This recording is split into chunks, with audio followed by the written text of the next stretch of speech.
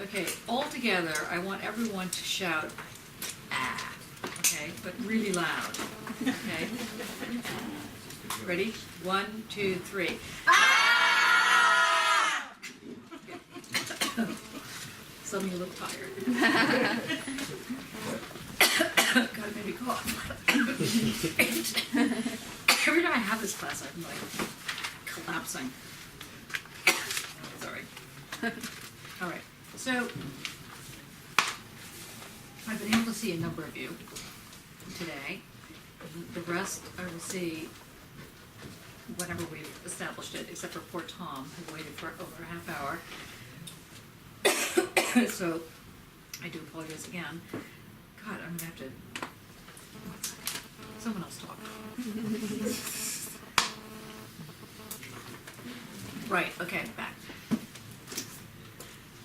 We've started into the hard. Well, the last couple of course has been hard for a lot of you. You want to shut that? Nope.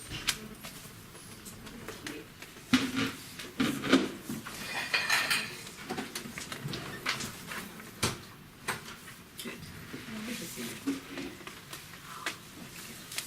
We started on the hard path. Well, it's been hard the whole term, as I was saying. But you guys have been doing very, very well, like I said.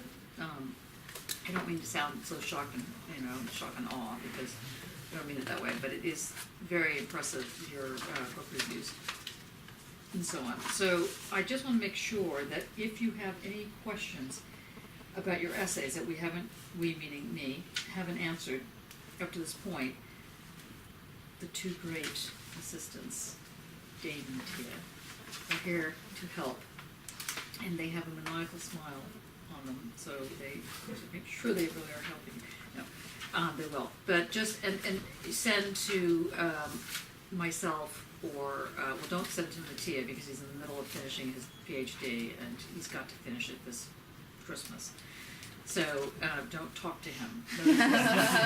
Notice he's thinner. This is what you're going to start looking like when you get to your PhD. No, you look good. You look good. A little thin. Dane is going to be presenting for panel next week. Interrogation. Yeah. Notice he also looks thin. Okay, but not quite as thin as what is happening to Mattia. So that's only a little bit longer. You get to see your future. Okay. I want to be very clear about what we're doing and how both complex and delicate the question of fascism is, and also how not complex and not delicate it is. And I want to open up by stating that the remarks that Donald J. Trump made last week, or whenever it was, yesterday or whenever he made them, was a perfect example of the new fascism.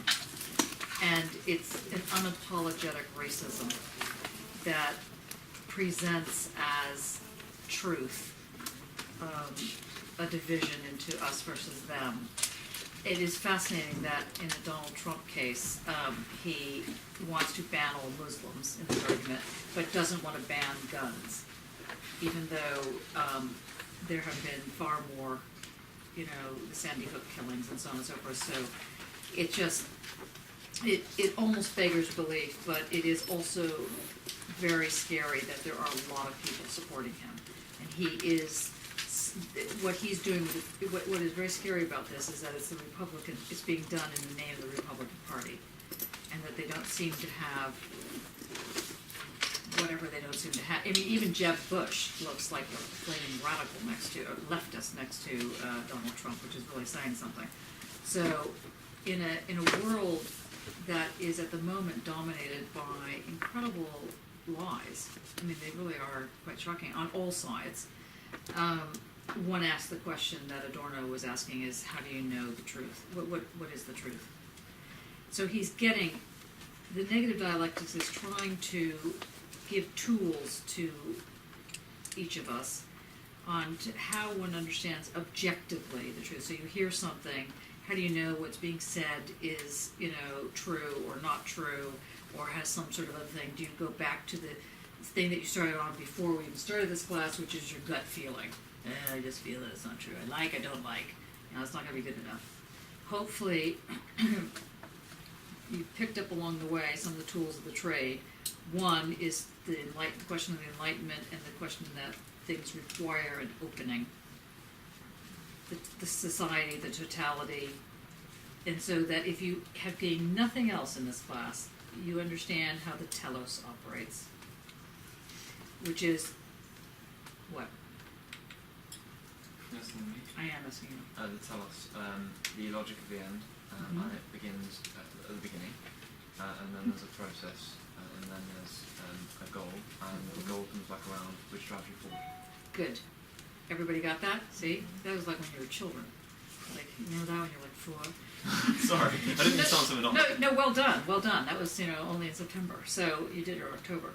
So that's what I mean, you guys have done. And that is like the very most important but most basic thing, that you understand that knowledge is in a movement. That there's a movement to knowledge. Okay, in the case of the telos, it's a very specific movement because it comes back around and gives you ground. And it allows for a very specific kind of certainty. You take the goal as kind of the answer that becomes the thing that pushes you forward. The goal in the Trump scenario is to basically be racist, and therefore he uses that to make an argument to push it forward in a very specific kind of logic. You can use telos in a zillion ways. The second part of the course was to get you to start thinking in multiplicities. So you can think in a teleological trajectory where you're going on a process, it comes back around and gives the ground and pushes you forward. But now that path itself is itself multiple. So the path is a dialectical path. All that there is and all that there's not, you're still on your path. Taken together, gets sublated, synthesis, comes back around, makes the concept, right? Easy peasy. Remember this?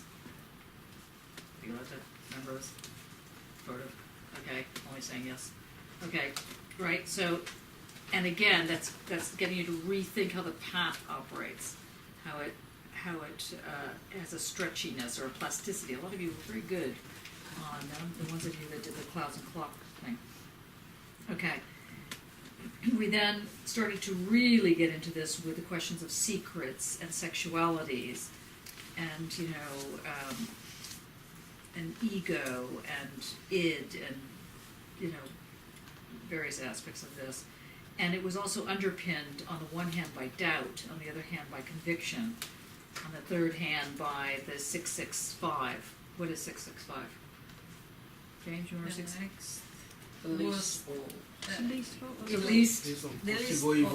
least possible evil. Yeah.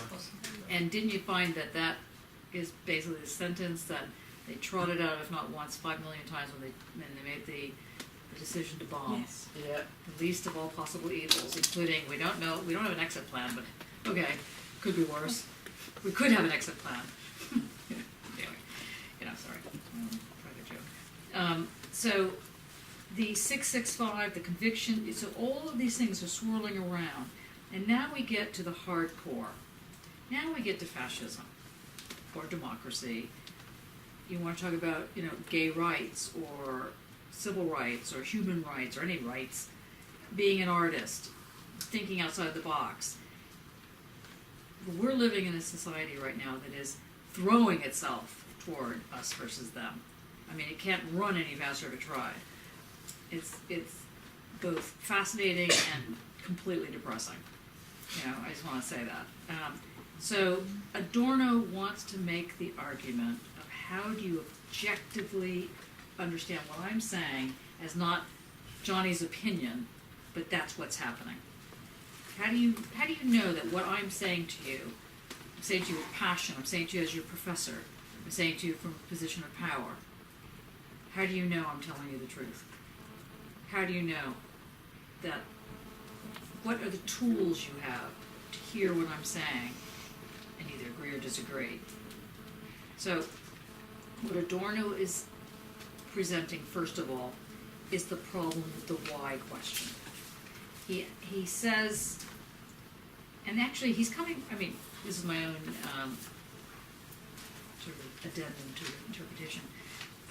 In the Jewish religion, I don't know how many people here are Jewish, but in the Jewish religion, or know people who are Jewish and have gone to Passover. In Passover, which is, it happens during Easter, and during, it's basically a kind of marking, I was gonna say celebration, it was not really a celebration, a kind of marking moment when the Jews were exiting Egypt and were being chased by the slave owners, and the sea parted, and the children, well, and everybody got across. But before that happened, there were 10 plagues that were visited, and the 10th plague was the killing of the firstborn son. And in order for the firstborn son not to be killed, the angel of God needed to know whether or not the house that they were visiting to kill the son was Jewish or not. And so people were expected to put a mezuzah on the door. This little thin thing that looks like it looks like a little piece of paper or wood. It's got paper inside that basically has the prayers in it.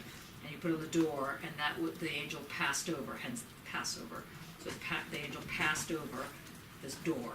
Now, there is then this so-called, Passover, the Seder. And in the Seder, there are 4 questions that are asked.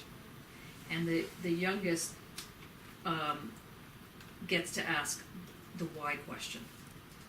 But the why question is considered the most difficult question. And also it's considered a bit of an evil question. And the reason it is considered an evil question is because it can only ever lead back to God. Because why is the sky blue? Well, because of the light waves. Well, why are there light waves? Well, because, it's quantum particles. Well, why are there quantum particles? God. Because at some point, how far back do you go? The why question will keep leading you back.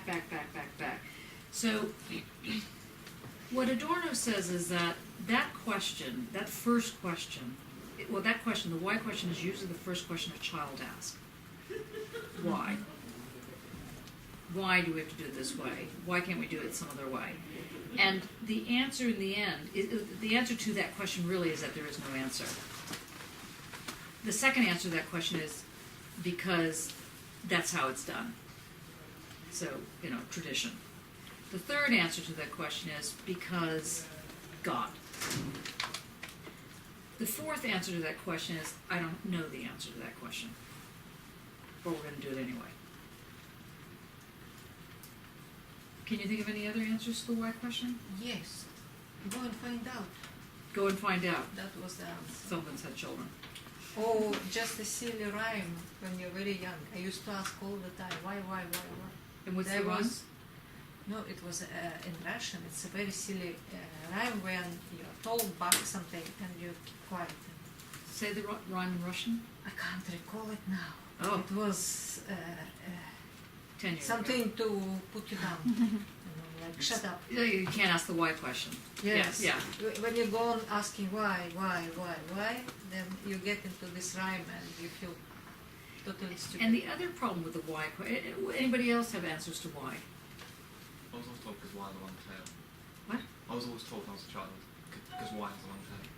Yes. Why has a long tail? You're not. It's stop asking me questions. Oh, I see. Yeah, because it is. Yeah. Yeah, it is what it is. Yeah. Okay. Any other answers to the why question? Yeah. Yeah, well, back home we say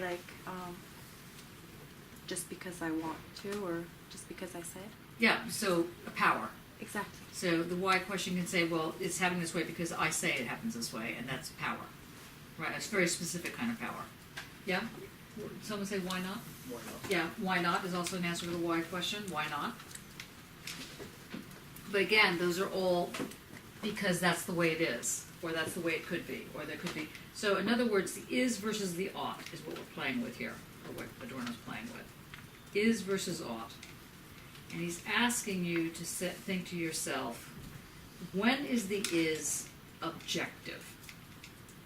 When is the is nothing other than what it can be, and at the same time, what it always is, and what it always will be?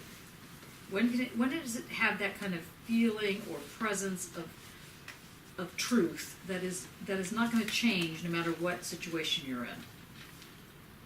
we may say, for example, that it's really bad to be racist. Is it ever a good thing to be racist? Can you think of a society where it might be a good thing? Well, if they don't want you, if you're in an us versus them, then yeah. So the answer then is to be racist back. Well, or just to avoid them. Run. Where is the exit? Anybody ever think there's a good time to be racist? No. When you have a gun to your head. How does racism help there? If you have to be racist, if you have to be racist, then yes. If you are put in a situation where, I guess, life or death or whatever. That's not going to change how you see racial relationships. But for your answer is no. Your answer is no, but Before you get beheaded here. right before we get beheaded, then yes. Yeah, sorry. What were you going to say? No, nothing. I was scratching. Oh, I see. My old boss had an answer to this, which I actually had an argument with him about it. It really annoyed me, but it's still worth bringing up. Where did you work in? I used to work at an estate agent. The state agent. Yeah, and Seriously, my boss did you was, sell property? very well, and my boss was incredibly racist, and I actually asked him the same question, and he answered when it's more efficient. Because his argument was, and this is a genuine point of view he had, that Asian people were time wasters. No, it's racism. Oh, it's point blank. You know, it's racism outright. He would ask me to call back people with certain names and say that we couldn't make it today, that kind of stuff. And I'd refuse to do it. That's why we found it. Anyway, point being, he said it was more efficient to be racist, and it was a lack of work at the time. Does anybody else know anybody that's racist? Yeah. Yeah. My barber. Your barber. Yeah. Okay. I don't go to him anymore because of it. Yeah, it is pretty bad. I think he just. I suppose it was his position of power. See, if he's cutting your hair, you can't really talk about you can talk about to an extent, but I'm pretty sure I kind of, called him up on it once before, and he gave me a shit haircut. I think it's his power position because he is in that position of power, so he can... I don't think everybody has its own opinion, because you have to experience what is called racism to be able to know what it is to be racist. you know? Okay. What is that? Because people, the way they act, maybe they don't like one person or the other. You cannot just come up and say you are racist, I'm somebody from another continent, so I've been living away for the past 26 years, So I live in a society which is quite different from, though we are living in Europe, but the mentality are not the same. I've experienced what is called real racism, but it came to a point, because of my level of reasoning, I try to look at people who I feel are racist to me to be people that are sick psychologically. Because you don't need to tell me I'm black, because if you are telling me I'm black, I already know what my color is. So when you tell me I'm black, that means you have a problem. So you go and see a psychologist, So this is what it is. Racism has been brought into shore in terms of social development in Europe, that it becomes a way of life. Those who are normal, as it were. Yeah. Those who are coming, who are not like us, are those that are responsible for your problem. So it stirs up anger. Somebody that is racist is not being racist because he's powerful.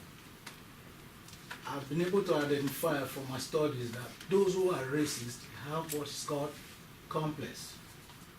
So you're going to go into the so this is basically a Freud. So this is part of what Freud and let's say the Frankfurt School was saying about an entire country, that there were reasons for why people started to agree with racism. Yeah. Okay. So this is I mean they're coming. You need to understand this is where we're leading to. Yeah. People that are complex. And what was the complex? That is, they have personal complex, social personality. Now that Okay, we've done it's okay. Freud. Okay. Okay. Which would be the thing that the Frankfurt School would point out? Okay, let me use this one. People, they are afraid. they are afraid they don't want to lose anything, and they are afraid that the little they have, somebody else coming to take it from them. So because of this, there's this form of discrimination which develop into racism in It's every society. creating another, creating the someone Yeah, to blame. because in France, when it, we had Chirac, we never had what is happening there in France today. We were very free, we were not scared. But when Chirac left, we had somebody who took power.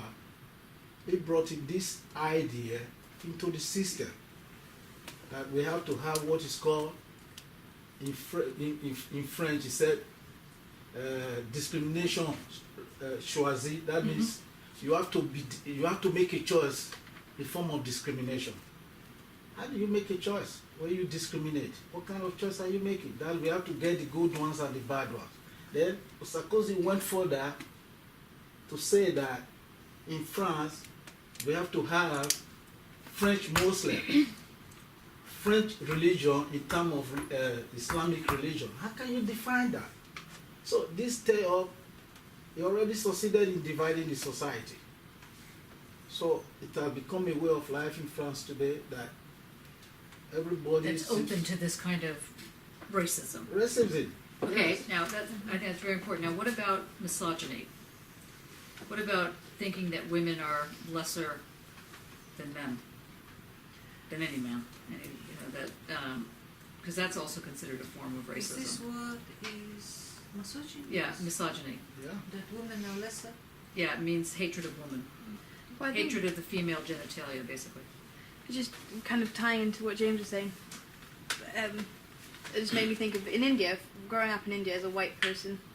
I think I've always found it interesting because there's obviously racism because as a white person you're immediately labeled expat, so you're wealthy and your money comes from probably Europe or America, and so the impression of people who don't know you, from most people, and I've experienced that with most people, they don't expect you to speak their language. So it was always a surprise when I speak Tamil. People in here are like, whoa, what? You made an effort? And it's really sad, I think, because there's just, it's a stereotype, but it is racism as well. Because being white and especially being blonde, it's the immediate expectation is something which I don't think I live up to when I'm at what I consider India my home. So, And also, just saying, has anybody faced or know anybody who's faced discrimination on the basis of their genitalia, their skin color, or their sexual orientation, where they really had real discrimination, like got beat up, know people that were beat up, yeah? Sorry. Yeah, back home. Everything. Why? You're a woman. Yeah. So basically, you're not allowed to do something. It's just it's not acceptable within the society to do it. Yeah. But outside, it's fine. Outside, where's outside? Like anywhere outside. But The the community society is itself. outside. Yeah. Anything outside the society, you're able to do. But then you have to be excommunicated from your No. society. I mean, for example, I can go out in short shorts in Kuwait, but I rather not, just because of the reaction that I would get. But if I was here, I can wear whatever I want. But if you went out in short shorts in Kuwait, you might get stoned or... No. What about in Saudi Arabia? Yeah. Yeah. So, or in other places where, if you're not covered up, I was in, when I was in Israel, I wanted to see the wall, the Great Wall. No, the Western Wall. Israel. Anyway, and you couldn't go into the proper section unless you were male. So I went and dragged.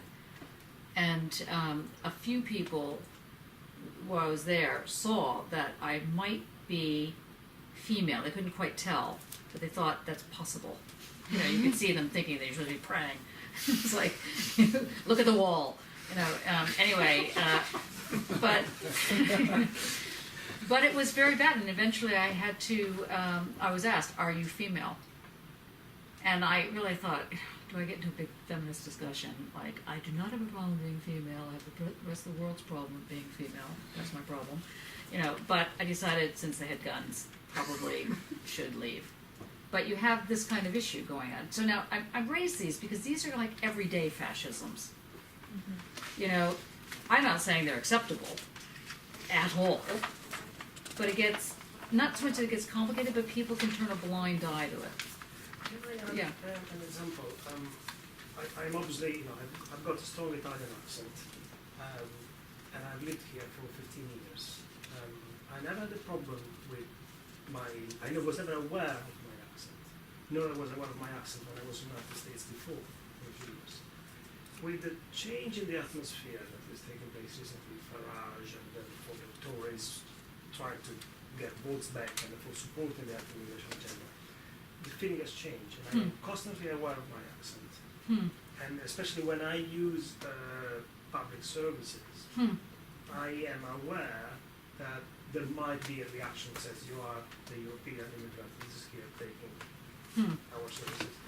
Now, what to me it's interesting because this has been around for now a year and a half, and I've discussed it quite a bit. Is what has made me change perception? It's not just the news, but there must be something that is related to the power that is associated to the situation. In other words, in the past in London, I've been addressed as whatever it was, ex-Italian or whatever, foreigner. Didn't matter. Yeah, I felt above the person who was insulting me. Yeah. As I felt that was because I was insulted as an Arab in Milan once, and I took almost as a compliment. It's like the southern part of the Mediterranean. Now this feeling is reversed, and there must be something that gives power to those that are making me feel like, are making us feel like that.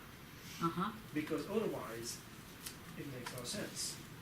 I am in the same situation, living in the same flat, same economic situation, same partner, same school.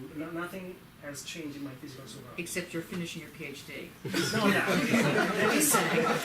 there is something that Change in the society. Is it now. fear from like within? it could, Yeah, it yeah, could yeah, like I said. lead in that direction. But how do you see? The thing is that I mean, for example, there are so many women who are living in domestic violence situations, for example, and they know perfectly well this is a bad situation, and they might have kids, so they might think, well, I'm doing this, I'm staying with this idiot for the kids, or they just can't get out. They get out and they get stalked, and then they get killed. Because there's a huge amount of killings on women and gay men, basically, and rapes and assaults and so on and so on.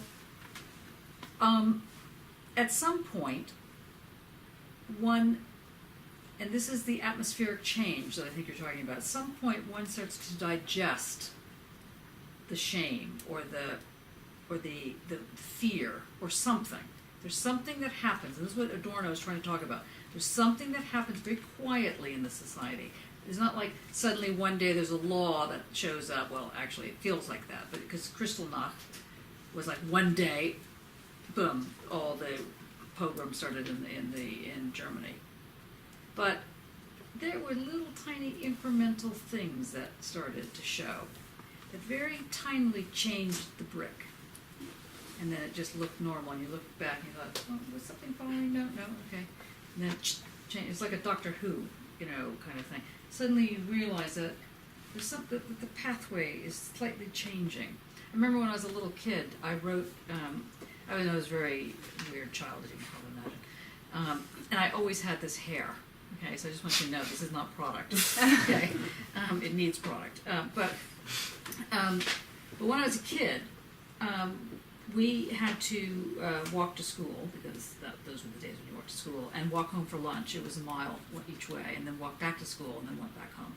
And it was in a mainly black area. It was right off the barracks, because we were living in military environments and stuff like that. Anyway, and I remember we had to draw a comic series, and picturing oneself as an egg. This was like Easter or something, and so I was already, Jewish. I was like an Easter, okay, whatever. So I drew myself as this Easter egg, but I was holding hands with a boy, and as it went on, the boy could grow and become a chicken. Okay, obviously issues, but I always had gender dysphoria, so it became a chicken. But the girl had to stay as the egg, and was getting bigger and bigger and bigger against this like invisible thing. And the teacher looked at this and she said, "You're much too young to know about this," and ripped it up and failed me.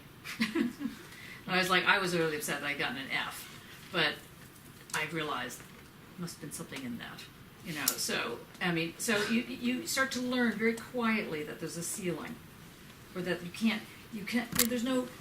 Sometimes there's an actual law that says, you know, whites can sit here, blacks have to sit there. There used to be drinking fountain laws in the U.S. If you're white, or in South Africa and whatever, you know, if you're white, you can drink from this fountain. If you're black, you can drink from this fountain. Black, go to one school. White, you go to another school. Okay, so some places had these laws. But how does it incrementally, quietly change so that it just seems normal? Or it just seems, well, you know, could be worse. Could be 665. Yeah, Julie. I don't know if this is kind of where you're going, but I remember watching a program where the Jewish people were living in the street, everybody got on fine, and then there was one day when, the Goldmans aren't here anymore. Oh, where have they gone? They've moved to the next town. And this was how it slowly, people didn't necessarily have a forwarding address, and then the same thing would happen, it would repeat, and there was just this, they've moved away. Kind of things people do. People move from your street, they move away. You never sort of say, where did they go, what happened, or you didn't know them very well maybe, so suddenly it slowly starts to change, but you don't really see it as a big thing. Okay, unless you happen to be the you that's moving. Of course. You know, and so even then, how come, I mean, there used to be this argument, well, how come the Jews, the Polish, the communists, whoever was being rounded up, the gays, how come nobody stood up and said, you know, don't do that? And They were taken out very quickly if they did. yes. Funny that, don't do that. You know. But that's how the whole system works. Mhm. That somebody produce the guidance and then it's put in media, mentioned, continues somewhere. No, that's not fascism. Fascism is not coming from the top down. This is, you have to keep remembering this. You keep remembering, fascism comes from Within. the bottom up or the middle up. It is focused, because let's put it like this, is not, what the Frankfurt School is arguing, let's put it like this, is that it's not a conspiracy, that like 12 people got together and thought, okay, how can we rule the world? Let's think, okay, what we can do is divide people this way, that way, this way. Then it has to be great dissatisfaction of people generally against something, against. But why do some people become fascists and other people don't become fascists? Because some people are willing to follow instructions without questioning them. No, I think to have power. Yeah. But in a sense, I think that's a big part of it. Maybe not the only answer, but it's the willingness to not have to think about it yourself. If someone gives you an easy solution, to grasp at that, rather than having to find one yourself or questioning the foundation of that solution. So you don't really want to believe that people are doing what they're actually doing. Like, for example, right now, as we sit here, which is, I'm not trying to make you feel bad and guilty, not this kind of thing, but as we're sitting here dealing with art, dealing with learning about this, there are people that are dying on the borders of Calais, trying to get into this country, this wonderful country. Okay, she laughs. You know, anyway, there are people that are trying to do this right now as we're speaking. There are bombs that are being dropped on Syria right now as we're speaking. Now, I'm not saying that we should all now go out and lay down on the streets and rip off our clothes and, I don't know, shout, I hate you Tories. So that would be an interesting thing to suggest. But the fact of the matter is that it's not that people are complacent, it's that there's something else. And this is what Adorno's trying to get at. He's trying to say, what's the quiet thing that happens? First, the really intelligent people get depressed. That's, you know, game one. You know, cha-ching. You know, as long as we can get you depressed, that'll be the first step. You know, as long as we can get you to be so run off your feet, that'll be very helpful. The next step, according to the argument of the Frankfurt School, is this argument of needing to follow something. Big What something. about nationalism then? The what? Nationalism. Nationalism, yes. But in the name of the Father. And this is the superego, is what I was trying to get you to come to. Now, what were you going to say, Mattia? Picking on Lily's and some other comments, many years ago, instead of going to the army, I did a draft year in a rehabilitation community. What a way to start a sentence. Many years ago, instead of going to the army, I went to did, art school. I did, well, it was mandatory, 1 year in the army. Yeah. I was in. But one could choose to do social services instead, and I was allocated to a rehabilitation community for drug addicts. You were at, Allocated to a rehabilitation community for drug addicts. okay. To be there as a social worker for the year. Most of these guys were very right-wing, fascist, like National Front, this kind of mentality. These were the people in the drug, these were the junkies. administrators, or the junkies. Drug addicts. Yes, the drug addicts. And we had often discussions about this, and invariably the answer in a chorus by all them was, because I always insisted that during the fascist regime we would be in jails, not put in a community. Right. And they said, no, because the fascist regime would not have done drugs. As in, no, there is nothing to talk about. As in, it would have provided the certainty that would have filled our fears and our weaknesses. And therefore we would have been happy to follow orders. So enlightenment never existed. Well, enlightenment causes drugs, Uh-huh. which is, No. yes. No, Dane? Well, Adorno makes the argument elsewhere that enlightenment produces the human subject who can do anything, that banishes myths and becomes the masters of themselves, but in consequence of that, they've got nothing to believe in. And so what happens, what comes in to fill the void, who can come in to give these people something to believe in? And often it's the people that show that their problems, that their lack of belief in something isn't, or is caused by somebody else. Yeah. And it gives them something to follow, to join with other people. You need to, can you see where that was? Where does he say Well, that? that's in the Dialectics of Enlightenment. So It is a horrible book. it's a very pessimistic book, but Yeah. it makes the very strong It argument. comes with razor blades. So. The Enlightenment is sort of undermining itself in a very dialectical way to produce fascism, Yeah. essentially. It though presupposes the fact that we do not function without belief. While my point is that the difficulty is that one has to take responsibility to stand in front of questions, which is very, very different. But what gives the questions the strength to shoot you down? Because sometimes you can stand in front of questions and the questions give way and you're allowed to pass. Or you can make history or whatever. But sometimes you stand in front and they say, look, this is the tank. You stand in front, you're getting run over. And then you stand in front, you get run over. So when is it the tank and when is it the questions that sort of divide? Huh? It's mass consensus. But how does that happen? That's what I'm trying to get at. How does something gel so that we get something as unbelievable a statement as Donald Trump would make? He's not saying something that is just wrong. He's saying something that is fascistic. It's also wrong. How come he got more airtime than the shootings of the people with, free gun control access? How come that happened? How is it that it's considered okay to say, well, he's a little bit extreme, Donald Trump, or, he's really lost it now? But that's the way it's being discussed. What allows that kind of thing? Or we can make very similar arguments here in this country, just like he happened to speak this yesterday. Yeah. Answer according to what we've learned.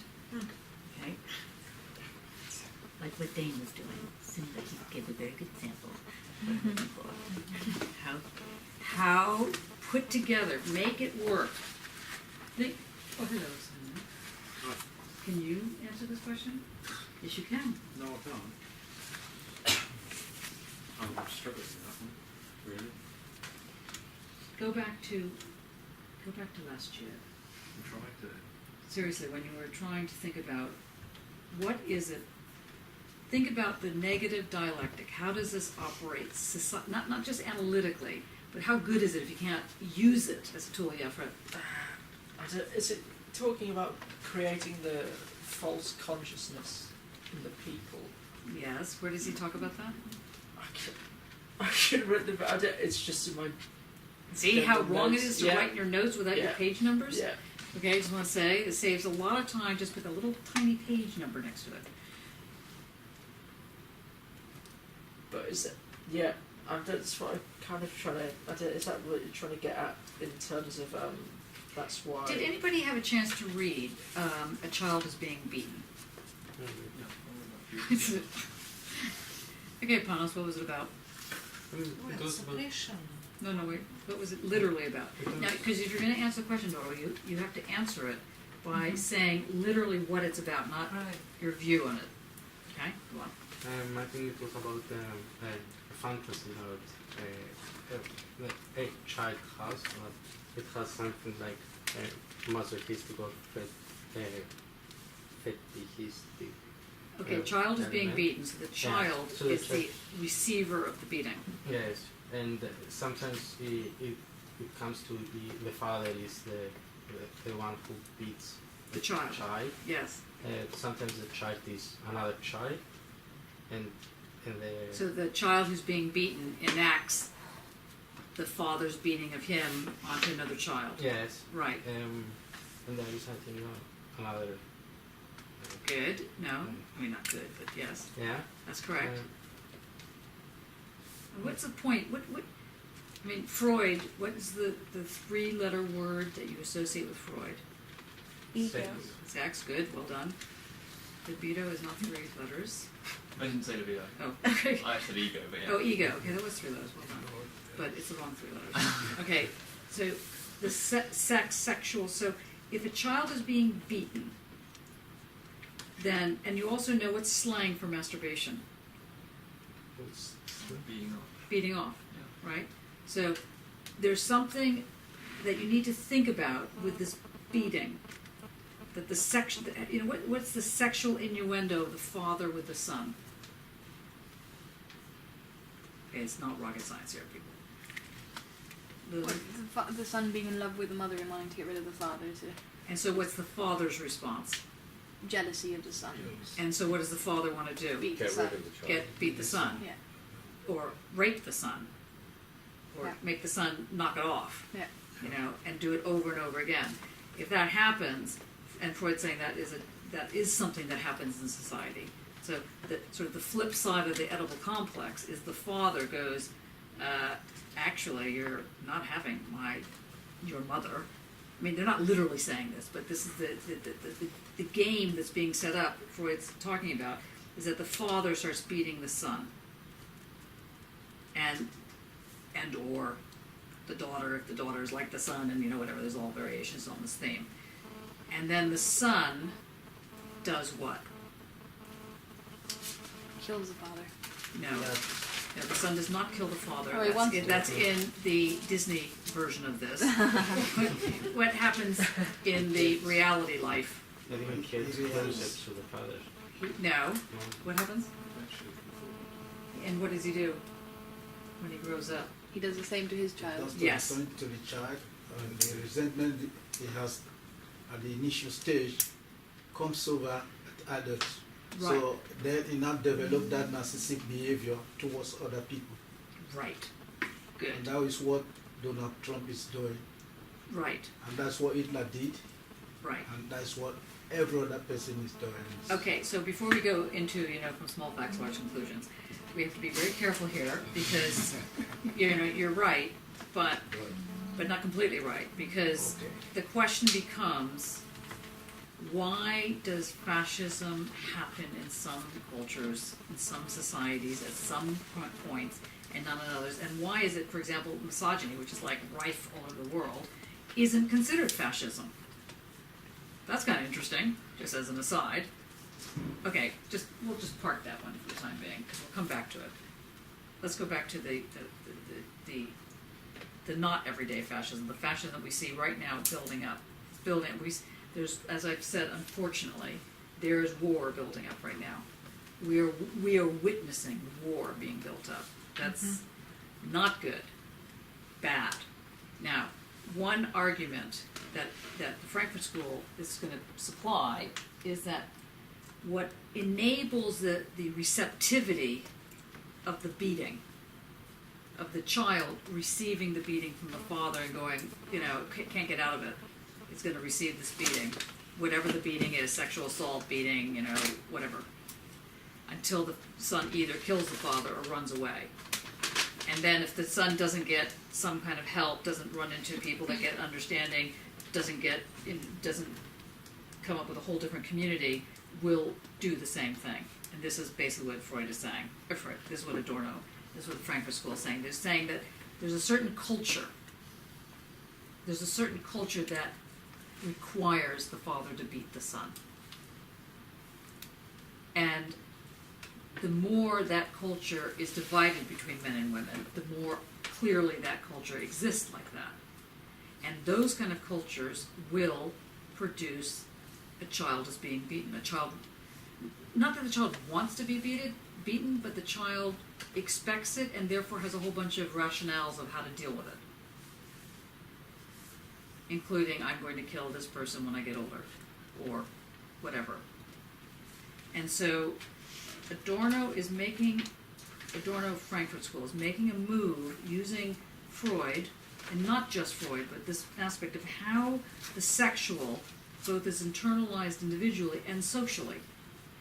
How the society, like Lulu was saying, she goes back to Kuwait, there's a certain set of rules. Those are social rules. They're not written down on a tablet, well, probably are written down somewhere, but they're not necessarily, you just know, and you walk out, you just know. If you're not covered up on some level, you're going to be, and you get sexually assaulted, you're going to be blamed for it. Because, well, you were wearing an outfit that was too provocative, or whatever the usual argument is. That kind of thing. So, how do you deal with it? How does one, because the idea is a society must remain neurotic, this was Freud's position, must have an opening, must be vulnerable somehow, must have some sort of vulnerability. Well, you got to protect that vulnerability. It's very hard to protect a vulnerability because vulnerability is vulnerable because it's vulnerable, because it's hard to protect it. And that's the whole point about it. But that's precisely what I meant with the ability of standing in front of questions. Right.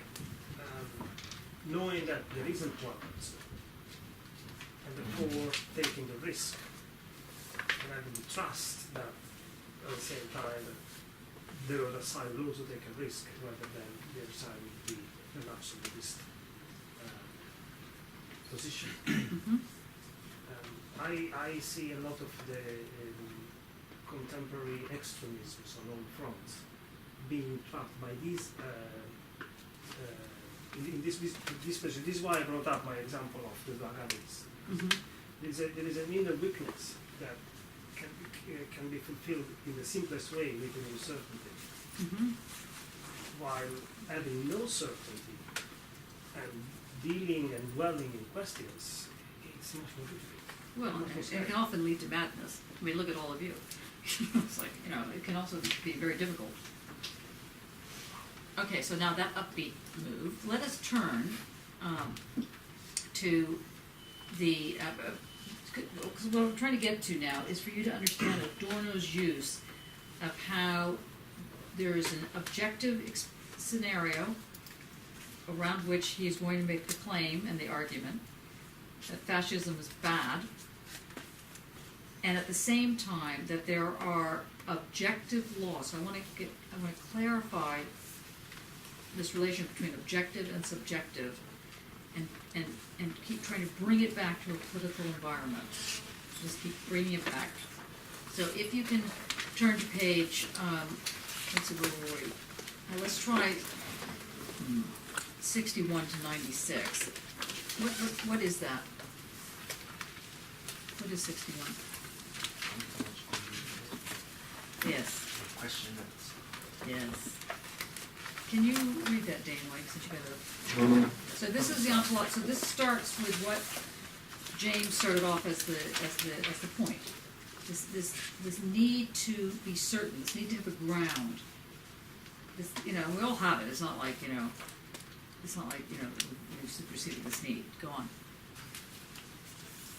The ontologies in Germany, Heidegger's in particular, remain effective to this day.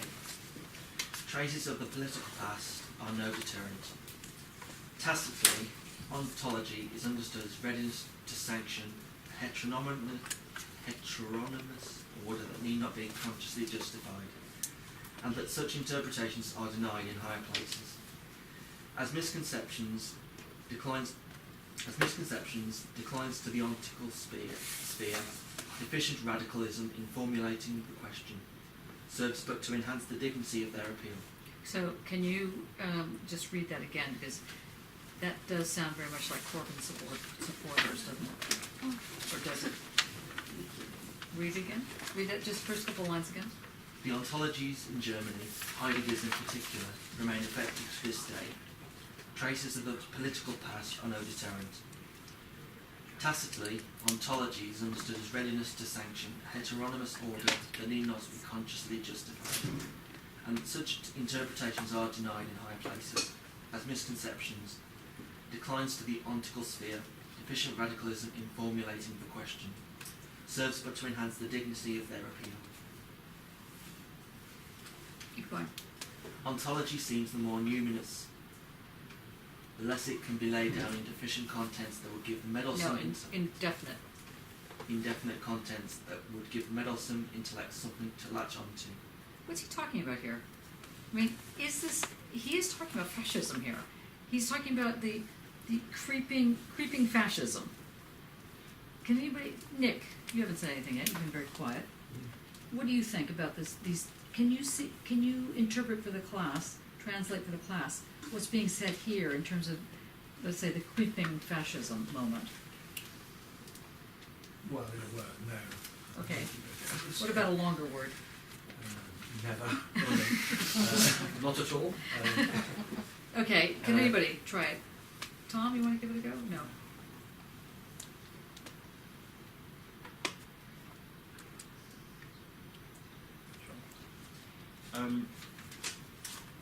So the traces of political path being no deterrent.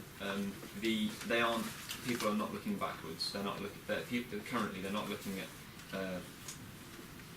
what's the guy's name? Trump, and thinking Hitler. They're ready to reject something different without it being justified, and every kind of intellectualism is given more validity as being mysterious. Right. Then The more mysterious it is, the more validity it gets. Yes.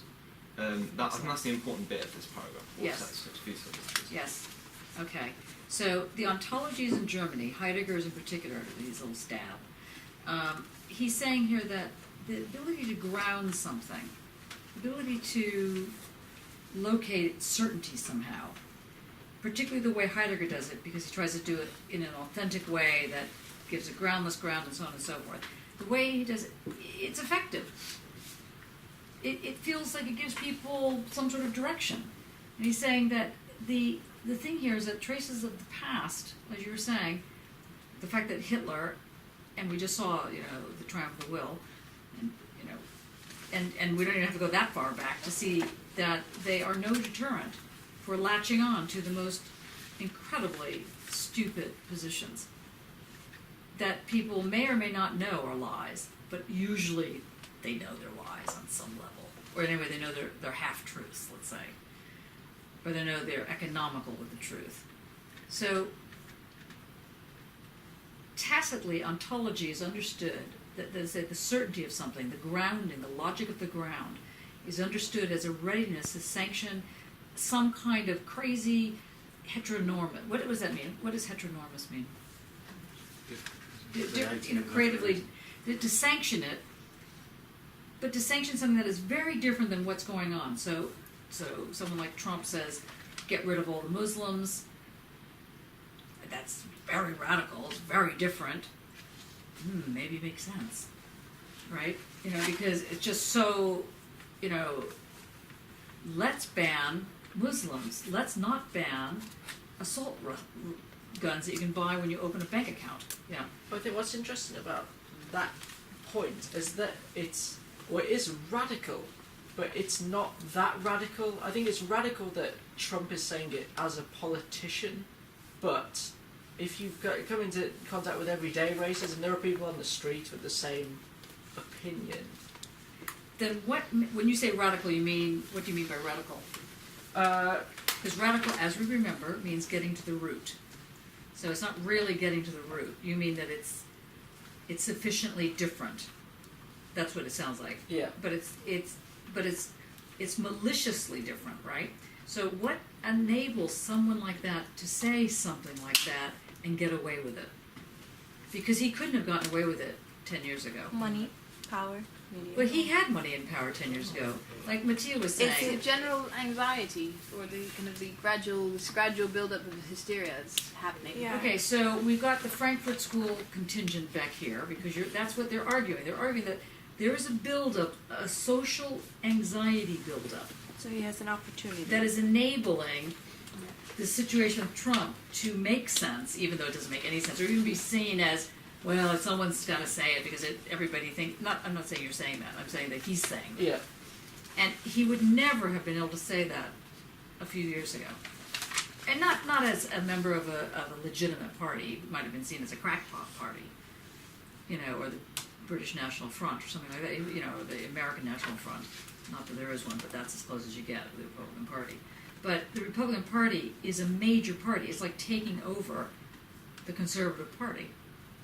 And having Cameron say this kind of thing. Well, Cameron's more or less doing this kind of thing, but he's not saying it. He would never be able to get away with saying it. It's very good at But it's not just good at it. That you got to understand what is the soil in England or in the UK that does not allow yet that argument.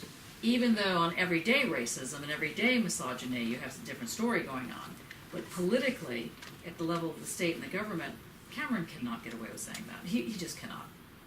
He would be seen as complete and total, you know, loser. I mean, they wouldn't accept it. However, it's not too far off when they will accept it. When that's going to be acceptable. Did anyone hear about when he was saying that he called Corbyn a terrorist sympathiser? Yeah. He was That was asked incredible. He was demanded to apologise. He didn't apologise. No. He said he prevaricated, basically. Sorry. I said that everyone that doesn't support airstrikes is a terrorist sympathiser.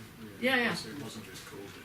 No, it's Yeah, it was everyone, wasn't it? half the country. Yeah. There is the line that follows. Yeah. It gives partial explanation. Okay. It's What's the one partial follows? Because we just saw that ontology seems the more luminous, the less it can be laid down in definite contents that would give the medals of intellect something to latch onto. So what is that? What is that saying? Translate that. Translated that if ontology has more power, if it is more mysterious, if it is Yeah, less that's right. understandable. There's an element of spectacle to it, which brings us back to the importance of mass communication in this situation. Yeah, and the importance of spectacle, because you remember, try not to remember too hard, but try to remember a little bit about the triumph of the will and all the spectacle that was going on. Or this horrible high castle, or what is it called? That's this new program that they've got with the man in the castle, or whatever it's called, which I think should be. I can't believe this is on. I find it I just. haven't seen it yet, but I'm desperate to see it. You see posters all over the place with the Statue of Liberty with the swastika. Well, it's not a swastika, but it's the same. I think Imagine it was- that. Amazon. Yeah. Oh yeah, yeah. Oh, okay. Well, Hasn't it's even said like out it. of Philip K. Dick, the novel is actually brilliant. Yeah, but they're not the way they're doing it. No, Yeah. It's completely different. but then it goes on, that then we can. Sorry. The intangibility comes with unaccessibility. And then the sentence I was aiming at is, he who refuses to follow suit is suspect. Yes. A fellow without spirit of fatherland, without a human being, not so much different from the baseness from which the idol is picked, blah, blah, blah. This is exactly what happened to Corbyn when he said, Yes. we should really shoot him to kill. Yeah. Immediately he was a traitor, and then he became associated with terrorists in the following comment. Mm-hmm. So there is certainly a ground of anxiety that it is immediately fed Yeah. to the media circulation. Right. In a much kind of smaller level, there's been a by-election in Oldham Uh-huh. at the moment, and the Guardian, as a kind of supposedly left-wing paper, have been very proactively saying that UKIP are going to win a huge victory in Oldham over the man who's just become the MP for Oldham, who was the council leader, who left school at 16, who was born and bred in the town, who knows kind of the town like the back of his hand. And the Guardian are saying it's going to be a massive UKIP victory. Wow. And Because- has it happened yet? No, I mean. No, the yeah. election happened, and Jim McMahon That's won right, with a that's what I thought it was, 10,000 yeah, majority. Yeah. But when you think the Guardian are saying that it's Yeah. going to be a UKIP victory, because the kind of, the Guardian, London-centric Islington intellectuals don't like Jeremy Corbyn because he's not a Blairite. Or, yeah, and they're always saying it's the, intellectuals that are supporting Jeremy Corbyn. It's like, well, yes, but not just. Well, I don't know how many people have heard about this is a good example of just how incremental these things, these suspect things go. At Goldsmiths last week, I'm not sure how many people are following us on Twitter, a woman gave a speech, and this woman gave a speech about basically the Enlightenment. And she's Muslim. She went on about the veil being something that she found oppressive, and that she was. And anyway, the Muslim Brotherhood broke into the thing, started switching the lights on and off, started calling her, a traitor. That she was called her Islamophobic, which was bad enough. Anyway, and disrupted the whole thing. Someone videotaped this. It's been trending the whole time. The Feminist Society at Goldsmiths came out in support of the Muslim Brotherhood because they said that she was being Islamophobic because she was making the argument that women should not wear the veil.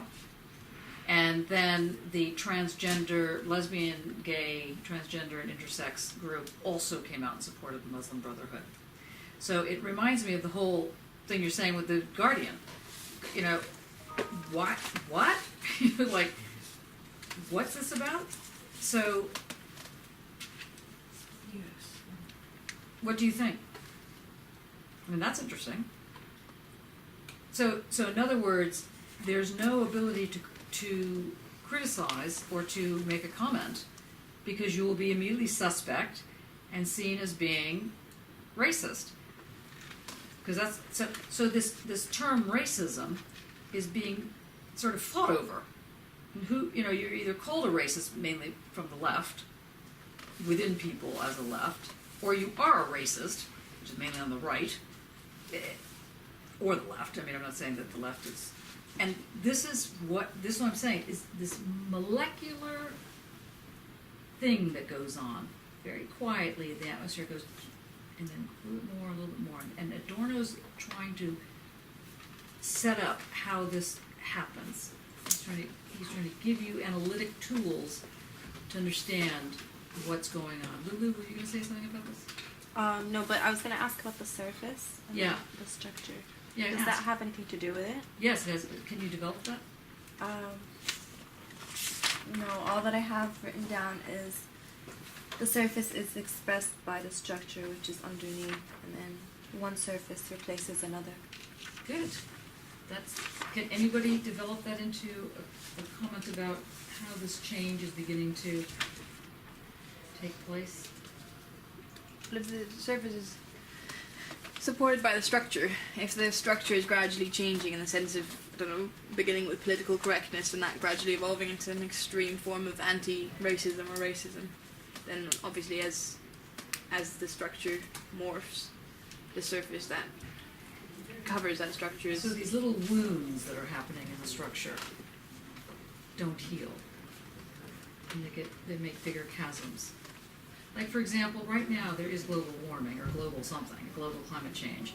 There has been thousands of people made homeless in our country, over the weekend. I mean, I was so upset, didn't know how to actually help. To actually just get up there and put on some galoshes and get a boat or something. And is that on the front pages? Is that like, that's just like, oh no, well, it was meant to happen once every 100 years. Okay, it happened 3 years ago, but, And then, I don't know how many people listen to Radio 4, it gives you a sense of what I'm all about, but anyway, so I listen to Radio 4 on a regular basis.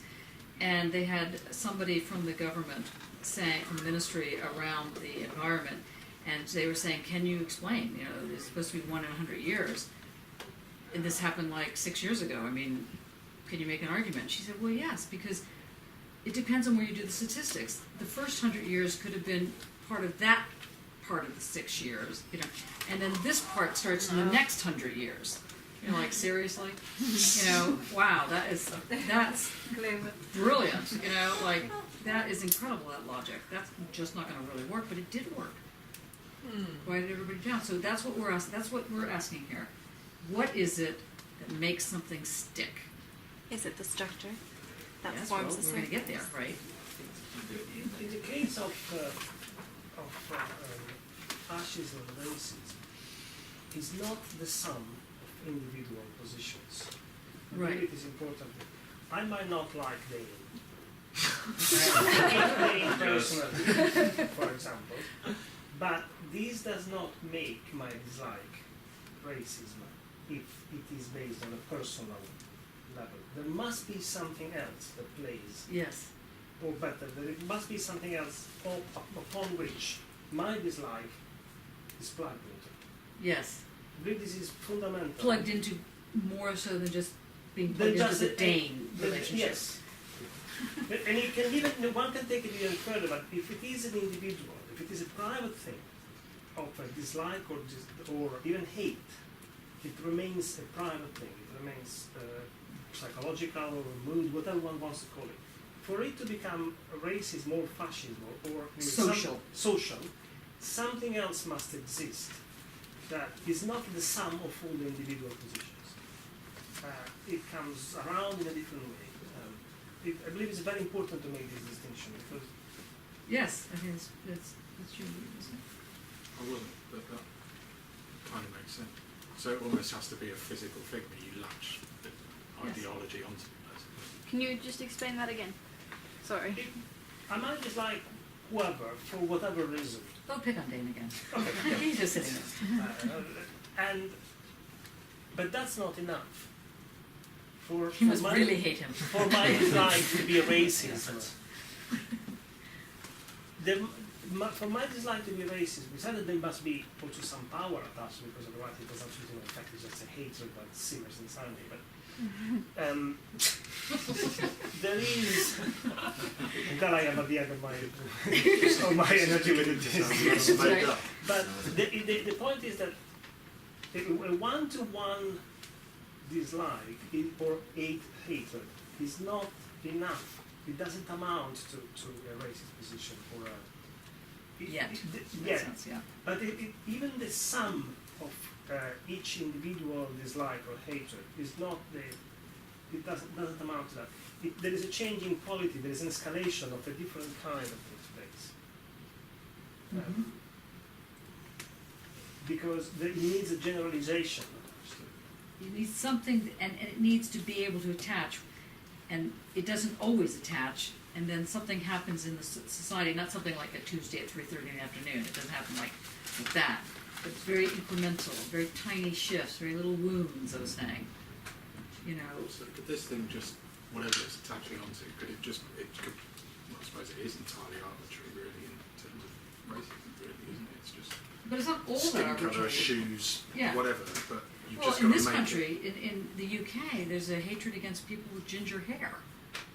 I never, it was the most bizarre thing when I came over here. I mean, That's It's historical America as thing. well, It comes surely. from. no. Well, there's even a YouTube star. Come on, there's a YouTube star in America that hates being ginger. He has a big rant.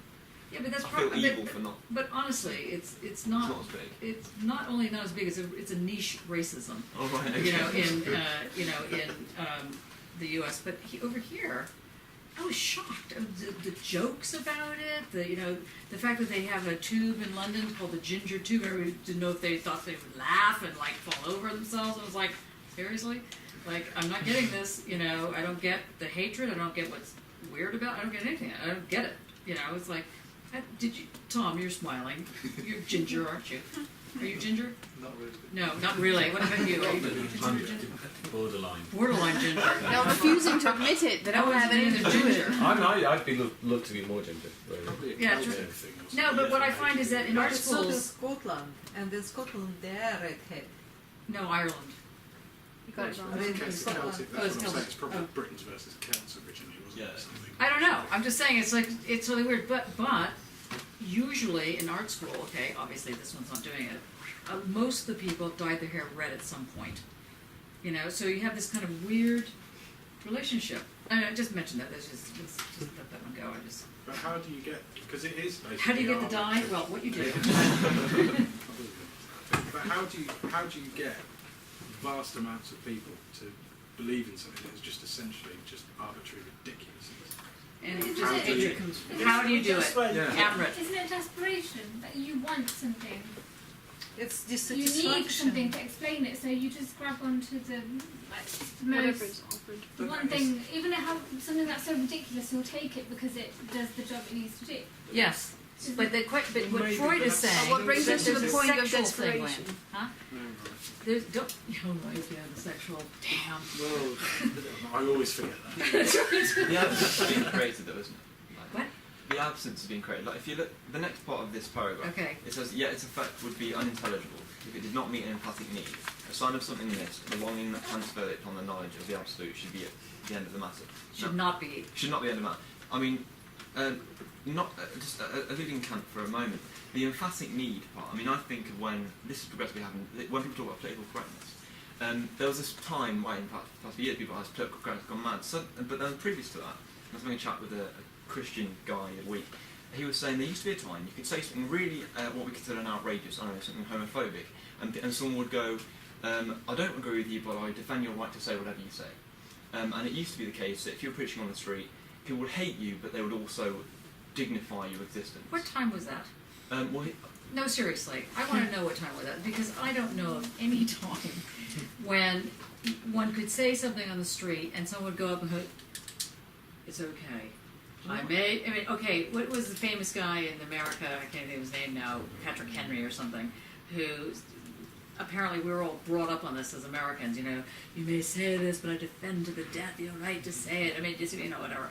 But in reality, you know, the fact of the matter is that there's very few times, you know, maybe in the time period called the 60s that didn't really exist, of the, you know, the kind of, you know, flower power and this and that, but then people were getting shot left, right, and center, while they were putting like flowers in barrels of guns, and you know, and then you know, oops, you know, person shot them.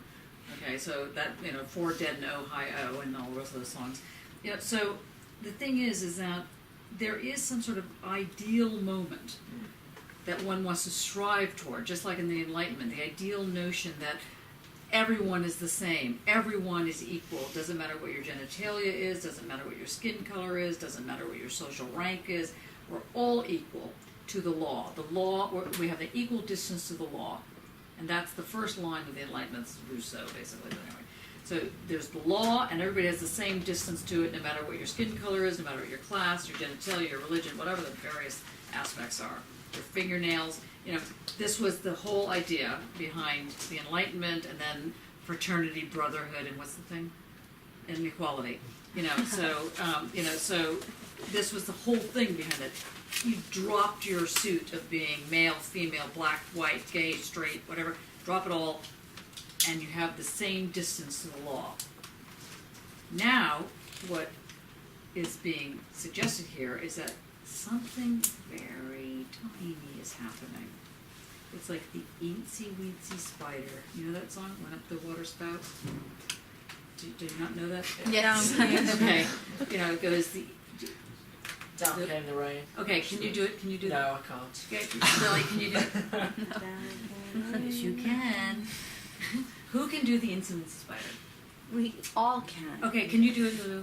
Not by myself. Okay, let's do it together. Okay, ready? Ready? The Eensy weensy spider went up the water spout. Then what happened? Down came. Down came the rain, Fred, and what happened? Wash the Wash spider the out. spider. And then what happened? Out came the sun and Out came the sun you dried up all the and rain. dried up all the rain. And then what Insolence happened? spider. Climbed up. Climbed up the damn thing again, right? You know, it's a never end. It's like Sisyphus. Sisyphus the spider. A spider version. You know, it's like, oh my god. You know, it's like, okay. I tell you this, because it's very tiny. It's like rust never sleeps. Fascism never sleeps. The crack, the wounds never sleep. It's, you know, you start with childhood, you start with being born, and then you get the breast taken away, and from there on, it's a disaster. Okay, you need the breast, or you need the, you know, the toilet training, or the this or the that. The little cracks, the eensy weensy spider keeps going, and it's just so sounds a little hopeless, doesn't it? But Yes? only if we go over this paragraph again, we Because can hear another. why get further than the paragraph? Yes, go on. We can hear something else in it. Okay. It's the whole the title, the ontological. And what does the title mean, do you think? But that's what precisely what I was getting at. Okay, sorry. Ontologies in Germany, and for Heidegger in particular, remain effective to these days. And then he continues speaking of ontology seems the more luminous the less it can be laid down in definite contents, and so forth. But why is it ontology that Adorno is referring to, and not directly fascism, for example? Yes, why is that? But what is ontology then? Or just to know, sorry. No, Say that back. That's precisely the point. What is ontology, do you think? Well, fascism it seems, but No, Not remember what is quite. ology? Study of. study of. Well, the logic. The logic of. Yeah. So, and onto is ground. So ontic, ground. The logic of how you Ground. make something certain. Okay, When so you the ground, logic so of when you certainty. say, that person's very grounded, you don't mean that they have been working so that they're flat out and they're dead. You don't mean they're ground down. You mean they're calm, and they've done their little yoga moment, right? That's a very grounded person. Or if they're beside themselves, then that's a really fantastic expression. I love that expression in English, being beside yourself. So there used to be, it's like, feel like you have your head sitting, you're holding your head beside yourself. It's a great expression. So being grounded is sort of, nothing bothers you. All is good. You don't be ruffled because you have a certain kind of certainty. What did I say? Well, that's yeah. So We're working on ontology, so the logic of the ground, or the logic of that which is, the logic of being with the capital B, implies something or demands something that is not any demand. It is a demand to generalize and essentialize, or seek the essence of things. mhm. You might remember from the beginning of the course when we started with the class down, the problem of asking, where do I stop? Where do I find the ground? And therefore, what is the identity I have upon which then I can build all my subsequent steps? And this is what ontology seeks to define. Mhm. What is the essence? If I strip out all the contingents, all the daily temporal elements, I remain with something that is the essence, something I can use as definition to divide one from the next. Yes. And that's this kind of logic is the logic that Adorno says is not we haven't been able to get rid of, and therefore continues to constitute the ground upon which fascism or other forms of discrimination, but equally fascism. Does that make sense? Yes. Okay, let's turn to page 72. Some of my favorite ones. The disappointed need. Did you find it, Fred? Yeah. Do you know what's going to happen next? Yeah. Excellent. Can you? Yeah. Thank you. The disappointed need. That a philosophy based on the primacy of method will acquiesce in so-called preliminary questions, and that therefore it may possibly even feel secure as a basic science, serves only to deceive us about the fact that the preliminary questions in philosophy itself have virtually no cognitive consequences anymore. What do you think that means? That philosophy has basic questions that it's asking. Why, what is, and that those questions could give you a sense of security as secure as, let's say, a basic science. He's saying like 2 + 2 is 5, or 4. Serves only to deceive us about the fact that the preliminary questions have really no cognitive consequence. What does that mean to have no cognitive consequence? We don't answer. No answer. It's not knowledge. It's not knowledge. Good. It's not It knowledge. just keeps asking questions. It just keeps asking questions, but more importantly, it robs the individual of the capacity to remember that you can think. So when you get into this kind of philosophy that asks questions, like I think some of you have found this philosophy, that is impossible to break into, and so you get lost in the sort of smoke and mirrors of philosophy, but it's presented as though it's certain, it has robbed you of how to think. And he's saying that you got to be he's saying in a completely incomprehensible way, you have to be very careful of that incomprehensible situation. Yeah. So it's quite ironic. It's a bit ironic there, yes. Yeah. Okay. Okay. But what do you think, now we haven't gotten very far, but what do you think is the disappointed need? What is that? What do you think the need, what, That's the ontological need. and why is it disappointed? What, Because you can't ground it. yes. And so what happens if you can't ground that damn need? Disappointed. Well done. Excellent. It's ground. Yeah, and what happens if you can't ground that damn need? It can't be. You can't accept it. It's Ground that damn need. No, that's not not that. satisfied. It's not satiated. It's not satiated. And what happens if it's not satiated? It comes out in other ways. But yes, smoking, drinking, having extra sex, Fashion. Extra. killing.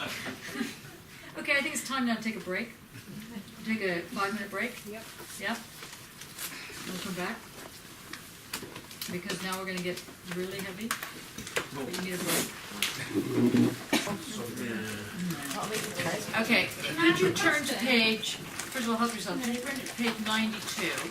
Tony, can I ask a question? Yeah, go on. This idea of trying to ground the ground basically. Yeah. Does it come out of the fact that you have an excluded middle, that is the difference, and that always exists? Excellent. And in trying to ground difference, you know, you're just dissatisfied because there always is a difference. You're trying to ground it, but the point is that it can never be grounded. That's right. Okay.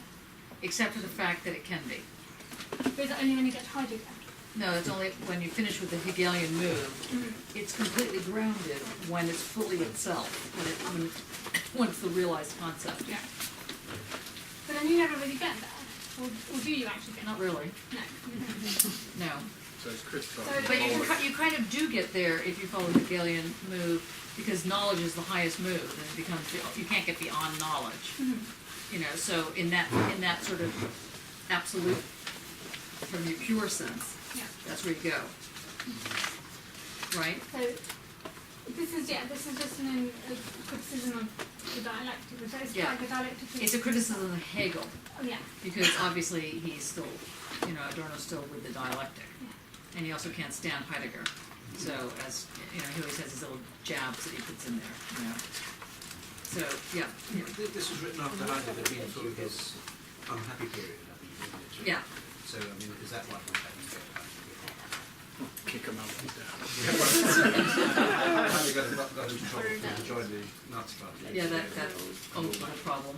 Well, Yeah. yes, I think it's quite hard to interpret that. But it doesn't come through. Adorno did. Yeah, well, that's the whole thing. Is he just having a jab at another philosopher when somebody doesn't mind? No, I think he's making the argument that the Heideggerian, that the Heideggerian position is itself racist. That will generate a form of authenticity Yes. that is doing precisely what Heidegger's claiming he's not doing. Well, you could say that's possible, doesn't there? It's not inevitable, though, is it? Well, depending on how you read the Heideggerian move. Right. And also if you read Heidegger in German, you'll find that he's much more authentic sound. He plays the authentic card much more because of the way in which the nuances go, rather than when you read it in English. Yeah. You know, which is almost a different Heidegger. In fact, it is a different Heidegger. So this is sorry. No, go ahead. So this is the problem with, because I was thinking sort of criticising basically the futility of all of metaphysics. Really. No. No, So it's 'cause, well, purely I to mean, do with the difference. he is criticizing all metaphysics, but he doesn't consider historical materialism to be metaphysical. And so when you say metaphysics, you're including dialectics in that, I would think. Yeah. But he's not. He's not including negative dialectics. I was thinking about essence, but when I'm there saying difference, that's Yeah, but that's kind of like but his negative dialectics is the form of difference. That's what he's coming up with. His being Hegel still. No, Adorno. Okay. but yeah. the negation is the difference. The negation is the difference, yeah. Yeah. And so that, So it's kind of like that the tie is- saying that you can't accommodate the difference in the concept yeah, that's right. because then it ceases to be different. Yes, that's right. The difference Has to exist somewhere. yeah. And it can't exist too far away from the concept, otherwise you have the Kantian system, where is the mathematical, dynamical, and then the dialectic of two systems. Yeah. So if you want to stick with the basic plan, which was to not have anything outside of the system, nothing coming outside, nothing, you know, being brought in as an avant-garde or anything like that, that it has to be produced, then how do you get away from essence, which is essentially racism? How do you get away from essence and toward something that will initiate a homogeneity? And so the homogeneity situation is going to be the radicalness of negative dialectics. It's going to be the negative. Why hasn't that homogeneity done the same thing as Because the homogeneity in Hegel will lead you back to exactly what Emmerich was pointing out, which will lead you back to the need to ground the essence. You end up coming up with an essence that you have treeness that can go all the way through. That never changes. It just goes through different morphs. It morphs differently, but it can never not be something related to a tree. Can't be a Maserati car. Can't go that far. So, in other words, in Hegel, there is no space for the political. But in Adorno, because of the negative dialectic, that's precisely where the space is, because it's the negative dialectic that enables difference, and at the same time social agency. Same time a person does this, not just the system. It doesn't. Heidegger has a different spin as well. Yes, doesn't yes, yes. it? And he sort of got there first. I mean, is this why Adorno is so pissed off? Possibly. No, I think that he's pissed off with them because he was a member of the Nazi Party. Yeah. Yeah. I mean, and what that implies then, because how can you be a member of the Nazi Party and talk about democracy? How can you actually do that? How could you actually be like a Stalinist or a fascist, and your theories are trying to say something else? For Adorno, there is no difference between what a person does politically, you know, like joins a party, and a person's philosophy. Except for the fact that he, of course, didn't allow Benjamin to come over this small little parenthesis. Yeah, and also Heidegger joined the party through expediency. Well, there's that expediency word again. Yeah. Worry Well, about I mean, that. did he have a Been choice? brought up twice now. Did he Yeah. have a choice? Yeah. Seriously? Right. I mean, I've not been a rector of a university, but I was Not yet. I was a medical director when the New Labour lot got in, and we all hated them because of the spin. Yeah, right. But then they brought in this thing about political governance and that sort of thing, and that seemed to be very good. So we picked and chose. But then if Blair sort of goes to prison when the inquiry comes out, am I going to be accused of being a New Labour fascist or something? You know, I mean, there is an Hold on. element of pragmatism and all I've these lost things. something there. Well, Oh, because you were in the system. Yeah, I mean, you don't really have a choice, is what I'm saying. And one person's expediency is another person's pragmatism. No, I think one person's, you know, evil decisions is another person's pragmatism, is really what you're saying. No, I said, well, when you say sometimes you don't have a choice, it's like standing in front of the tank. Do you stand in front of the tank and get run over, you step aside And let the tank pass. and let the tank Right. pass? And if you step aside and let the tank pass, that is not the same thing as, but it may not be the same thing as how, what are the degrees? So the Nuremberg trials, for example, when people were on trial, this was, Cedric Belfridge, I think I mentioned him a couple months ago. Anyway, I just found out he was a double spy, which is very exciting. I knew him. Anyway, Cedric Belfridge was someone who was part of the Hollywood 10, which was a group of actors and writers in Hollywood who were found to be communist sympathizers by McCarthy in the 50s. But prior to that, Cedric was in the British intelligence, and he was getting people out. His job in the intelligence was after the World War II to go into Germany and to find those people who were fascist and bring them to trial. And we were having dinner, and he said, there's a little bit of a problem, because if you didn't have a tattoo on your arm that had numbers on it, having been in a concentration camp, then what was your excuse? Well, you had to be somehow a fascist, because somehow you were able to withstand not being picked up by the Gestapo. So everybody had an argument for why they weren't a fascist, but weren't, in prison. And he said, so he said, then you had to pick and choose within that. And then, of course, when the Nuremberg trials went on, not everybody who was a concentration camp guard, not that being a director of a medical situation is the same thing, but, someone who was a concentration camp guard would be found guilty, even though they were following orders, but somebody who was doing something else, like a soldier in the ranks, would not be found guilty for treason against something that they were fighting. So the officers, there are times when people who are head of companies have to take the fall, but not all the time. So that's another question. I hope that makes sense. But anyway, what I was going to say about Cedric is that, so when I was in Mexico, I think I have told you this, I worked in an underground situation where I was getting people out of concentration camps in Chile. And we had a contact point in Mexico, and that contact point's name was Mary. And I, of course, thought she was 27, since I was 27, since the world was myself. I just thought I'd find her. And she sat down next to me in a Zocalo. She said, well, if I like how you look, then I'll invite you back, and otherwise I'm not going to. So I sat there for hours waiting for Mary to show up, and this very elderly woman, dressed all in black head to toe, like with a veil and everything, sat down next to me, and we were chatting, and finally she said, okay, would you like to come back? I always fell off the chair. She's like 90. I was like, wow, you're Mary? It was incredible. And we went back to the house, and her husband was this guy, Cedric Belfridge. That's how I met them all. I stayed with them for a couple of weeks, and they were a safe house in Mexico City, which was kitted out with Picassos and several swimming pools. It was the most bizarre, I didn't know where to look. It was just like, it was way above my pay grade, and probably above theirs. But anyway, recently I found out that Cedric was a double spy. I was so excited. I knew a double spy. Anyway, while he was in the intelligence for the British, he was also in the intelligence for the Russians. And I think that was quite interesting. I just thought of it. Anyway, let's get back to this. Okay, so if you turn to page 92,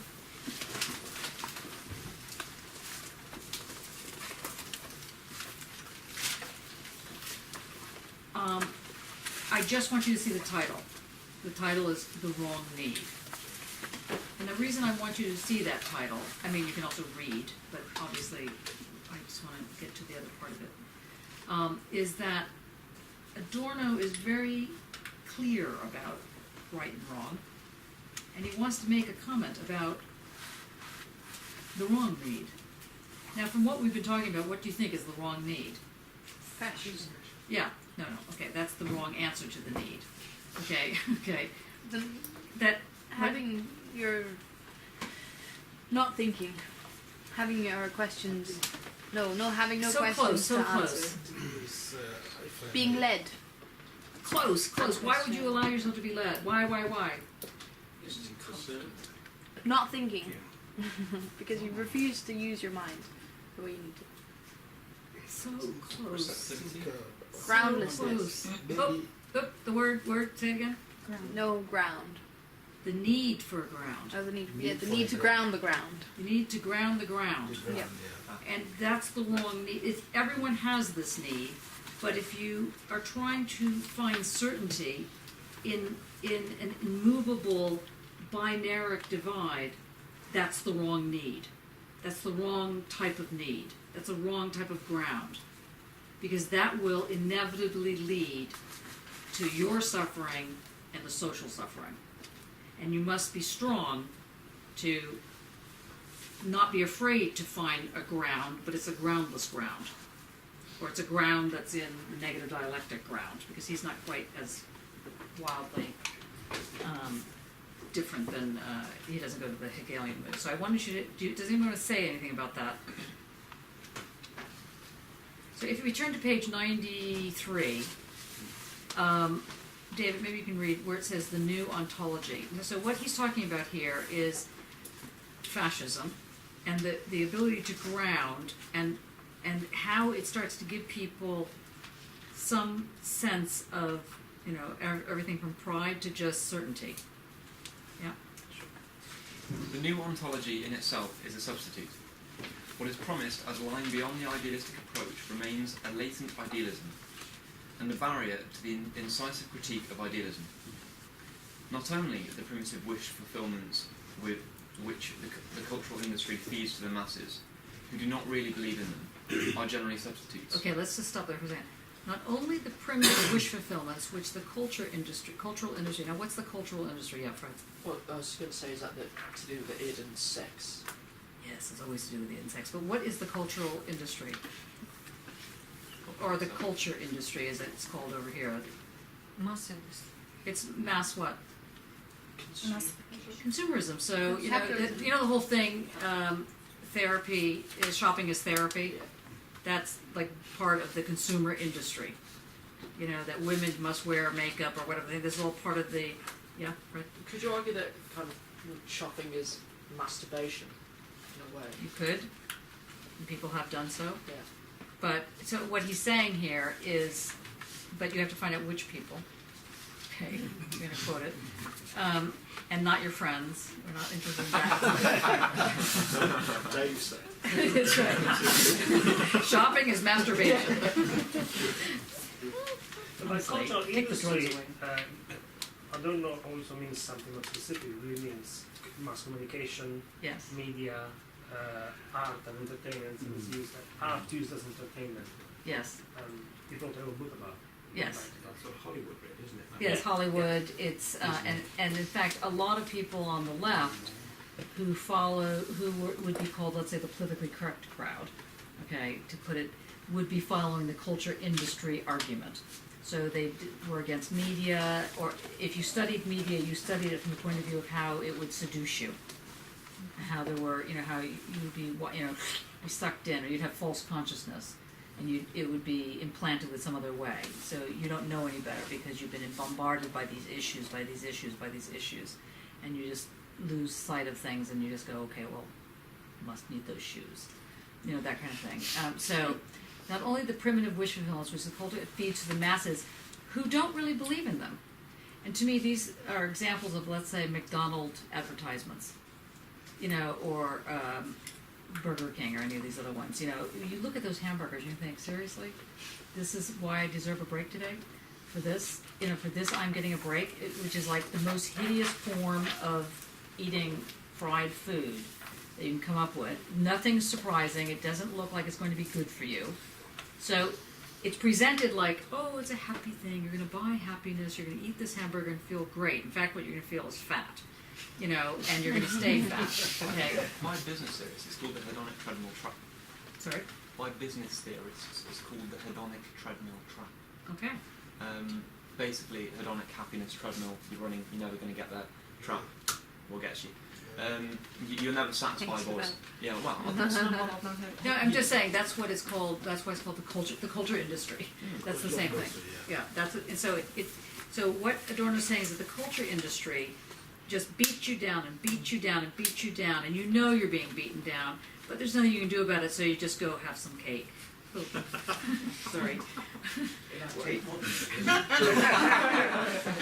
Or the tape, I just go, you know, or Saatchi. Or for example, did anybody see the Turner Prize? What do people think? What's that? We had that again. Sorry. Yeah, it's happened. That was furniture. It's kind of amazing that How did you like it? I haven't seen it. Have you heard about it? I am too deep inside my books at the moment. Oh, sorry. We'll not discuss it. What do you see What is it? here in the class, in the prize? What? I mean, Did you see it? Did anybody? No. The Turner Prize. Nobody saw the Turner Prize? We're in an No. art It's on the school. news. This is extraordinary. But say something, I think. Maybe Because we're we don't tired believe in of the it. culture industry. And that's basically the argument, because if you saw who won the Turner Prize, this would fit right into this culture industry argument, because it's designers that won, not, anyway, so it's another argument. Really? Yep. So, yeah, so not only the primitive wish fellows who do not really believe in them, so it's not like you go out thinking, yes, this hamburger is going to give me a good day today, or yes, these shoes are going to make me feel great for the rest of my life. They might make me feel great for the 4 minutes that you put them on when they're new. That's it. So, but they're generally substitutes. Delusion is boundless in the field in which the official culture canon deposits its assets. Wow.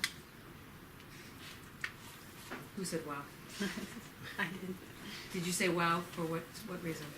It's true. It's a very harsh way of putting it. I suppose. Yes. So the culture industry is the Freudian tit.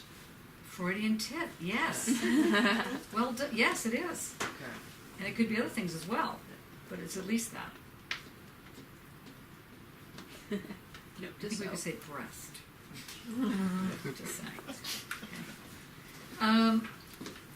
Okay, so now I would like you to move on to the next set, because I'm really trying to get through this. I just wanted you to see that two-part, what is it? 135.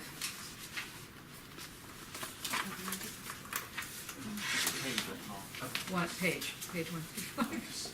Well, the other side. Sorry. This would be the major Hegel Wasn't good this attack. week. Hegel shall die. You're all becoming philosophers. Even you find these jokes funny. It's excellent. Well done. Okay, part 2. Negative dialectics, concept and category. So we might as well get to negative dialectics. Always a fine thing. Now, here is what I think Adorno would make a perhaps claim, the indissoluble something, page 135. Anybody that is working on any one of the questions that has Adorno in it, you need to somehow get that into your work. The indissoluble something. Okay, now, The essence. no. But the indissoluble something, in fact, the indissoluble something is so not the essence because Adorno's arguing there isn't an essence Yeah. because he's an enlightenment boy. But then isn't he arguing that there isn't an indissoluble something? No, he's arguing that there is Okay. an indissoluble Sorry. something. I haven't read this before. Okay, so first of all, there is an indissoluble something. That something is, what do you think it is conceptually? It's something about objects and subjects and remainders. The It's middle. The object doesn't do something. Sometimes. No. The object doesn't go into its concept Without doing what? without leaving a remainder. Okay, say it again. The object doesn't go into its concept fully without leaving a remainder. Not relieving a remainder. No. We're not with the Freudian tit again. No, without leaving. About leaving a remainder. Yeah, yeah. Yes, okay. What does that mean? That the system kind of doesn't fulfill itself without leaving something behind. It doesn't account for something, or once The it's concept can't fully capture the object. No matter how good that concept is, no matter how universal it is, no matter how much Hegel goes on and on about how the concept fully takes in everything, all that there is and all that there's not taken together is the whole concept, and there's nothing left out, Hegel says, but there is. And that indissoluble something that's left out is called what? Clue in the title of the book. The negative dialect. Negative dialectic. Dialectic, Yay! Yay. Yes, okay, Fred, once again, can you read the first paragraph? Yeah. And when we get to the Greek, can you, Mattia, read the Greek? Okay, go for it. There is no being without entities. Okay, so that means there's no big B being. There's no is. There's no thing without people in it, without entities in it. Okay, next. Something as a cognitively indispensable substrate of any concept, including the concept of being, is the utmost abstraction of the subject matter that is not identical with thinking, an abstraction not to be abolished by any further thought process. Okay, that was an easy one. So, what does that mean? Something as a cogitatively now that just sounds like someone's got indigestion, doesn't it? Yeah. Something as a cogitatively indispensable substrate of any concept. What does that mean? What does a cogitatively indispensable substrate of any concept? I mean, that is a good dinner party sentence. You know, dinner party's flagging, bring it out. Bring out the sentence. You know, see what people say. They'll just continue flagging. Okay. What does that mean? What is something as a cogitatively indispensable substrate of any concept? Important base. Important base. What is cogitatively indispensable? Cogitatively of the mind, indispensable, important substrate, what used to grow. Okay. Can't think something without a ground. You can't. Thank you. So the something. What's the something in quotes that you can't think without a ground? A fully realised concept. Now, I just want to say that he took this course last year, so you don't be angry at him for getting it. Okay. I've only rephrased what he said, really. But the something, Yeah. the something could be, it could be anything. It's these entities, isn't it? It could be. The something anything. is the meaning of the object. Yeah, yeah, The something is the object. yeah.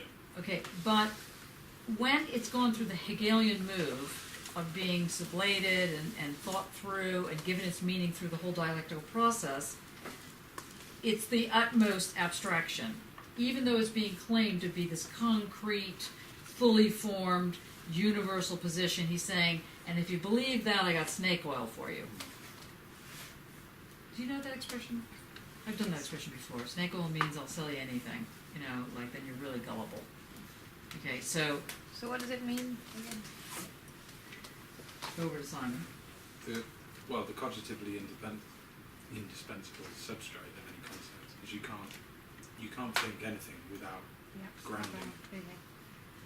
Yeah. Without a basis, you know. Yep. That's right. That's good. Yes. So you cannot use the Hegelian dialectic, the cogitatively indispensable substrate, where you have the sublation, you have all the stuff going on that we spent weeks on. He's saying, yeah, that's just smoke and mirrors. It's smoke and mirrors, people. It's the most incredible abstraction. It is because it is absolutely some form of thinking, and not only that, next part of the sentence, an abstraction. An abstraction not to be abolished by any further thought process. So, what does that mean? So you got this, he's saying that, first of all, you really can't name something just by thinking it through. That's the first thing. Just by coming through the dialectical process, that's not enough. But second of all, worse than that, what does Hegel do with the dialectical process? What does he do in his little imaginations on the road to knowledge? He keeps it going. What does he do? He starts with the now time. He puts intuition against it, and then what happens? Synthesis. It gets sublated, synthesis, and then what's put against that? Thesis. No, Sense certainty. sense certainty, and then that's sublated, Understanding. and then you have perception. Ah, No. And then you have perception. Then you have understanding. So each one tries to recapture and really clarify, and then recapture and really clarify until you get to the most clarify. And he's going, you know, you can't do that. You can't. And the abstraction is not going to be abolished by doing this again and again and again. You're just going to come up with bigger and bigger and fatter abstractions. Period. Go on. Isn't it exciting, Hegel? Without something, there is no thinkable formal logic, and there is no way to cleanse this logic of its metalogical rudiment. The supposition of an absolute form of something at large that might enable our thinking to shake off that subject matter is illusionary. What's the something at large he's referring to? A concept. Yeah, concept, universal concept, Absolute knowledge. absolute knowledge, which is also starts with a G. God. God. Geist. Thank you. The same idea. I suppose God got into it. Yeah, he always does. That's right, somehow, yeah. Okay, yes, continue. Do people get this, or am I, you lost? With, against, not there, there.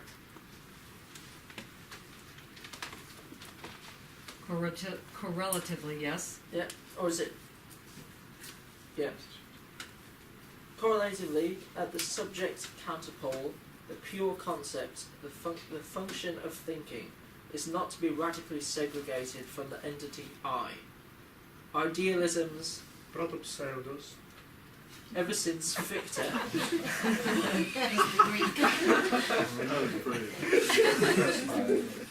And what does that mean? The first fools. The first Fools. The first fake. The first fake. Okay, the first But idealism's I have to primary see. lie. Protopseudos. That's right. ever since Fichte, Proton pseudos. Yes, and what does it mean? It's a first line. Oh. Okay, it's first. Okay, so you know. Those are the primary line. So the first thing that you guys fell for in the story of Hegel, who is kind of fabulous, actually. Again, I said, idealism's first lie ever since Fichte was what? Sorry, Fred. was that the movement of abstraction allows us to get rid of that from which we abstract. Which is, you know, liar, liar, pants on fire. You're not going to get rid of abstraction by abstracting it away. That's not going to happen.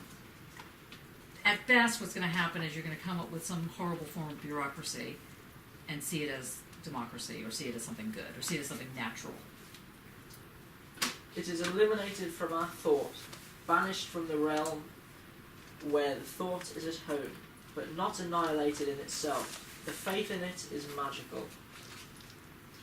It's exciting, isn't it? Okay. Yes. Now, do I read that note or? No, well, you could read the note. Notes, you know, footnotes are always more important than the specs. They're skipping it. Go ahead. Hegel, in the first note to the Trias of Logic, refuses to begin with something instead of with being. The entire work, which seeks to expound the primacy of the subject, is thus, in a subjective sense, idealistically prejudiced. Hegel's Dialectics would scarcely take another course, if in line with the work's basic Aristotelianism. Yeah, that one. He were beginning with an abstract something. The idea of such something, pure and simple, may denote more tolerance toward the non-identical than the idea of being, but it is hardly less indirect. The concept of something would not be the end either. The analysis of this concept would have to go on in the direction of Hegel's thought, the direction of non-conceptuality. Yet even the minimal trace of non-identity in the approach to logic, of which the word something reminds us, is unbearable to Hegel. Do you feel better now? Good. Yeah. How do you want me to feel? No, I want you to feel this way. Now, what is this? What is Adorno ranting about here? He's having a private rant with himself. Decided to share it. What is this whole thing about the something? I'm saying that Hegel's doesn't become doesn't address things on a political level. It's entirely personal. So it's a subject, not personal, but it's not transferable. No, No. not quite. He's biased. Well, yes. He doesn't start from the beginning. He starts where other people have started. No, No? that's not the problem either. Well, he starts with nothing. That's the problem. He refuses to accept that it's not possible to be just void space in order to have a beginning. Okay, that's correct. Yes, Nick. It's ideal. Yes, it's as a conceptual. I think it's one word. It's sort of abstract idealism. Yes, There's no guts to it, basically. yes. It's not the real world. So You it's can not never possible. be in the present, right? The only Yeah. way you can be in the present is to already approach it by putting a concept onto it, in Yeah. this case, intuition. So, whereas Adorno's saying, you could start in the present, actually. In fact, just start right where you are, because how else are you going to overcome this stuff, the ugly stuff of life? You know, you can't like sort of think your way out of it, otherwise you'll never get anywhere. So even if one did start with a something, he says that even there, it's unbearable for Hegel. Because it would mean that it would lead to, because Hegel would have to sublate it. You know, yeah. James. Yeah, I think like what I wrote here, I said Hegel, the dialectic was a process of realization that things contain their own negation. Yes.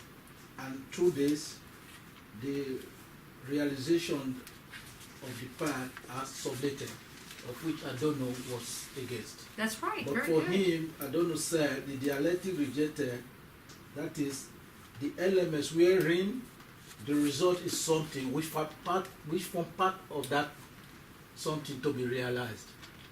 Excellent. Can you repeat that? So Adorno, Now, repeat it so that people can From the actually be- hear what you say, because Okay. it's completely correct. because for Hegel, he said the dialectic was a process of realization that things contain their own negation. And through this, the realization is part that are sublated. But for Adorno, he was against that. He said it's not for that, because what he argued was that the dialectic rejected this positive element wherein the result of that something is greater in part that is greater in part of that result which it preceded. Excellent. Have you understood that? Nope, nobody understood that. So you want to I cannot go further more than that. That is, you see, just say it without looking at your paper. you say, okay, what he's trying to explain is that what Hegel is saying that the result of that part which he was trying to get at is sublated, but for Adorno, the element of that result is still part of the total outcome of what Hegel was trying to say, that the end itself is not actually, because there's a process, and that distance forms part of the process. Is it clear? This is how I can be able to explain it. So the distance of the difference is the key. The distance of the difference is the key, and the distance to what? The distance of the result. From the And what would be the actual thing result? to the Because Lulu mentioned the result. Because the I know you're result texting. becomes part of the process of the distance, you know. So there's a logic between that movement. So is the result the concept of the thing? Yeah.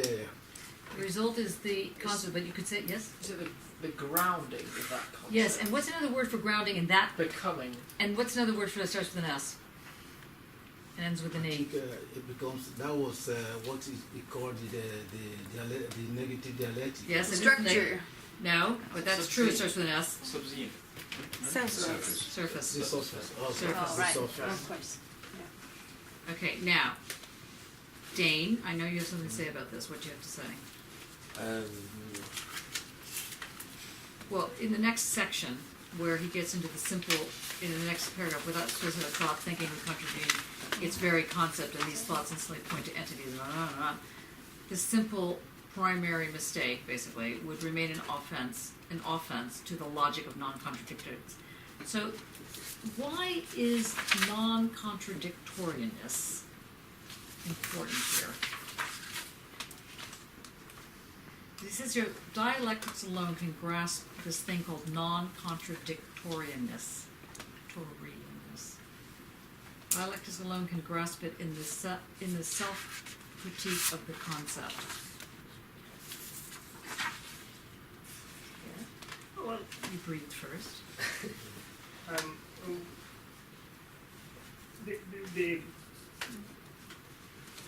What was been said now about going from obviously the concept to the continuous difference and surface, can also be seen as a negation in Hegel being a-dimensional, having no body. Right. And what Adorno aims at instead is to say that this excluded middle is actually not an infinitesimal but a metaphysical cat, but is wide, it's got a width, it has body, it is an area.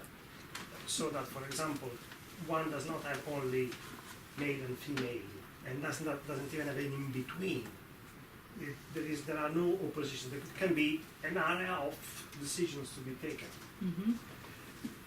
And therefore there could not be a concept that can resume and describe these in one specific goal. There will be always something that remains.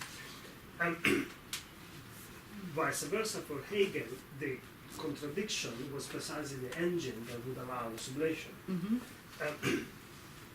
But for Adorno, what's the engine that allows this?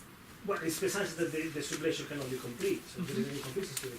So the logic, it's very double the way the sentence is built, because the logic of non-contradictoriness is precisely the Hegelian one, because the contradiction will be sublated and remain no longer a contradiction. Right. It will be completed in one unit.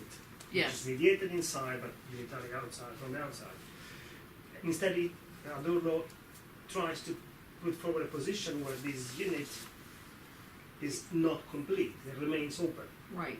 Did you get that? So that the outside, let's say, of the dialectic, the surface of the dialectic, can't be completed. This is absolutely out of Freud. This is absolutely out of the importance of having a neurosis, the importance that a society cannot be closed, that the social cannot close. It is also the answer to the building of the them versus us situation. Yeah. Because if I can fully identify my side, and therefore describe all the rest as the other to my side, and nothing is uncertain, so the separation is absolutely clear, then it's very easy to build the case against the other side. Mm-hmm. And be that, the case for the unit of this side. yes. So if you go down to the next paragraph, the once dialectics. Now what he's going to say here is the importance that, on the one hand, dialectics is inescapable. It's not a standpoint. Remember that was on page like 4. He says dialectics is not a standpoint. The problem is the dialectics one is using, because you have the dialectics that doesn't create the totalities. It creates a non-ontological whole. So he says that once dialect, well, actually, David, why don't you read this side? Sure. Once, certainly. Once dialectics has become inescapable. Sorry, I'll restart. Once dialectics has become inescapable. So once one realizes that is the method for life. However, it cannot stick to its principle like ontology and transcendental philosophy. It cannot be maintained as a structure that will stay basic no matter how it is modified. In criticizing ontology, we do not aim at another ontology, not even at one of being non-ontological. If that were our purpose, we would be merely positing another downright first. Not absolute identity this time, not the concept, not being, but non-identity, facticity, entity. We would be hypostasizing the concept of non-conceptuality. And What does it mean to hypotesize? What does that mean? So like a hypothesis? Sorry, is it like a hypothesis? It is. It's like taking something as a statement and using it as an overarching claim to go forward. It's a position in logic that means. Literally is to put something on the top of. Yeah. Yes. Yeah. Good. Okay, go on. We would be hypothesizing. Yeah. We would be hypostasizing the concept of non-conceptuality and thus acting counter to its meaning. A basic philosophy Proti-philosophia necessarily carries with it the primacy of the concept. And what does that mean? the first philosophy, the primary philosophy. Okay. Whatever withholds itself from the concept is departing from the form of allegedly basic philosophizing. The thoughts of transcendental apperception or of being could satisfy philosophers as long as they found those concepts identical with their own thoughts.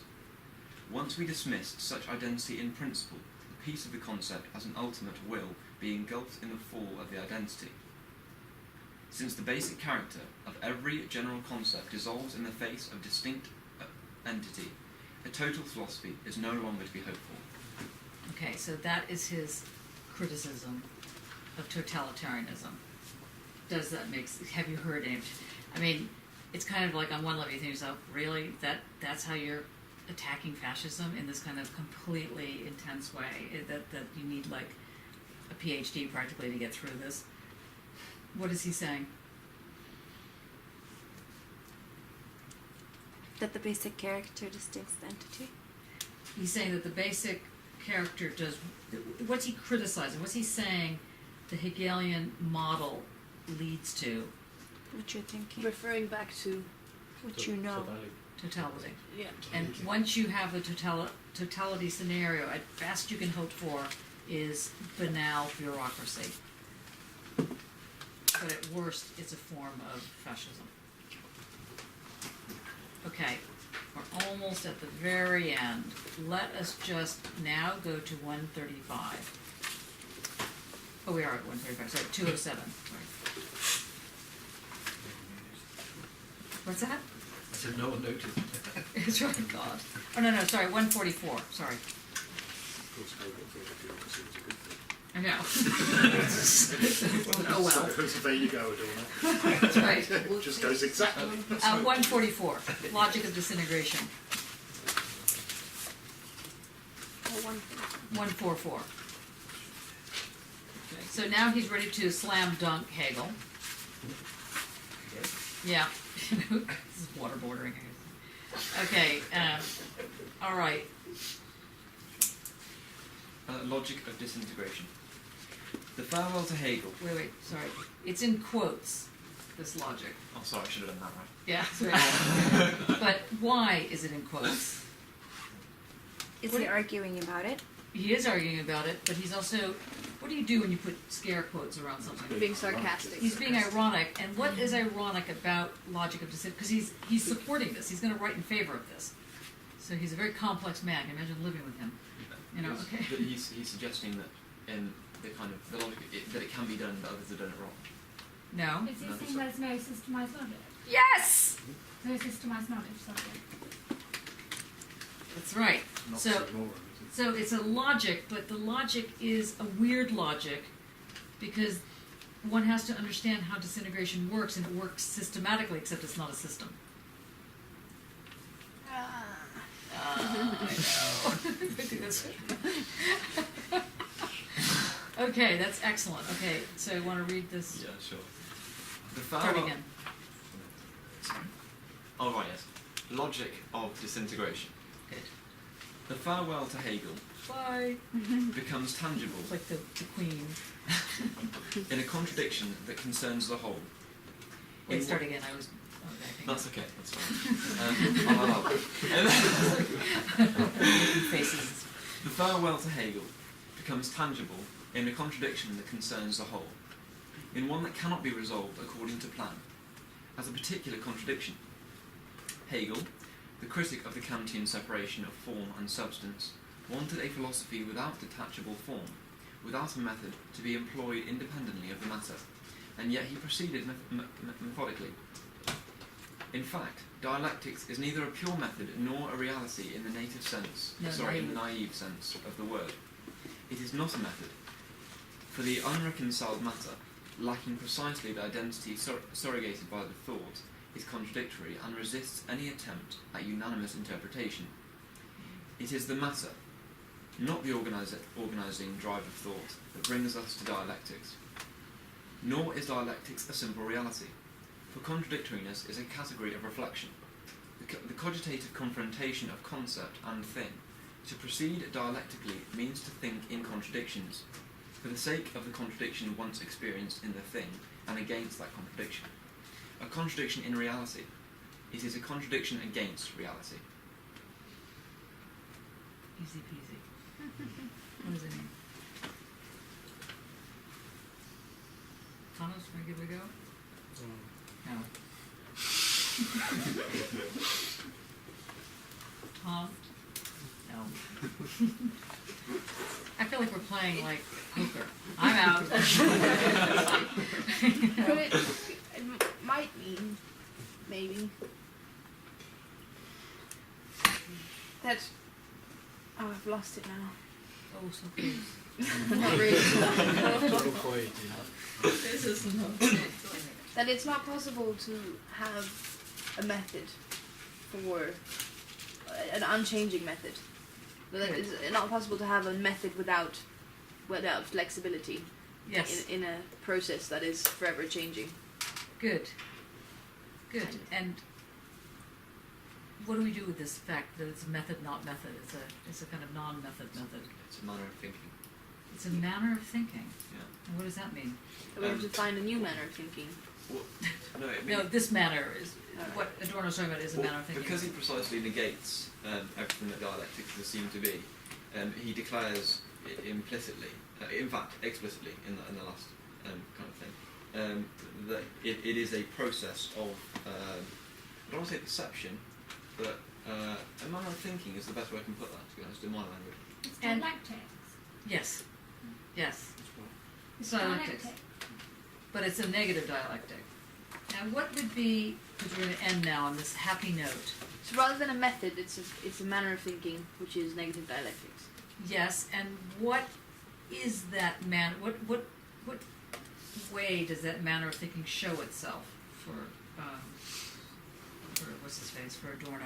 What keeps the openness open? The contradiction itself. No. It's thinking with the body. Thinking with the body. And what happens when you think with the body? What happens with that? What gets Oh, is it rational? it's not quite irrational. Sensuous. It is sensuous. Starts with an A. Art. Art. Oh yeah. Oh yeah. Damn the aim. Right. Been waiting all evening to say that.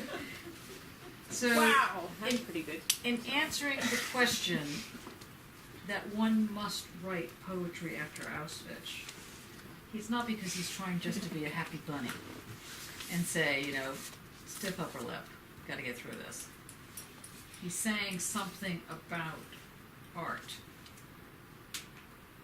Because if in fact it comes to the situation that fascism does overrun, then the next thing is to, you know, man the battleships, and the battleships is art.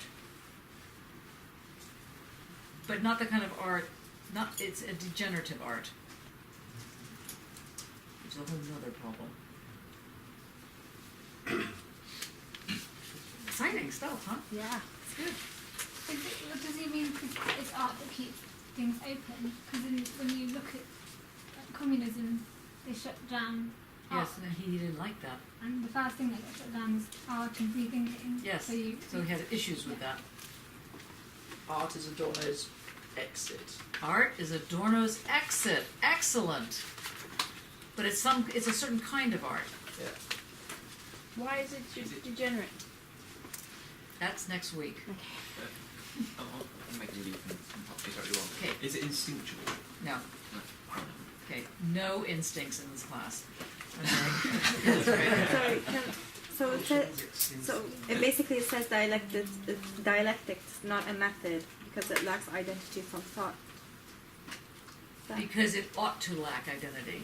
It can't be a method because secretly it can be a method, but it's not a method in the Hegelian sense of using it as a method, because you can't take the concept and apply it to the matter. It has to be the other way around. You can't take the concept and apply it as a way of understanding the object. You have to have the object explaining the concept. Very good, hard work, excellent. And again, thank you, Julie, for the cakes and everything. That was very thoughtful.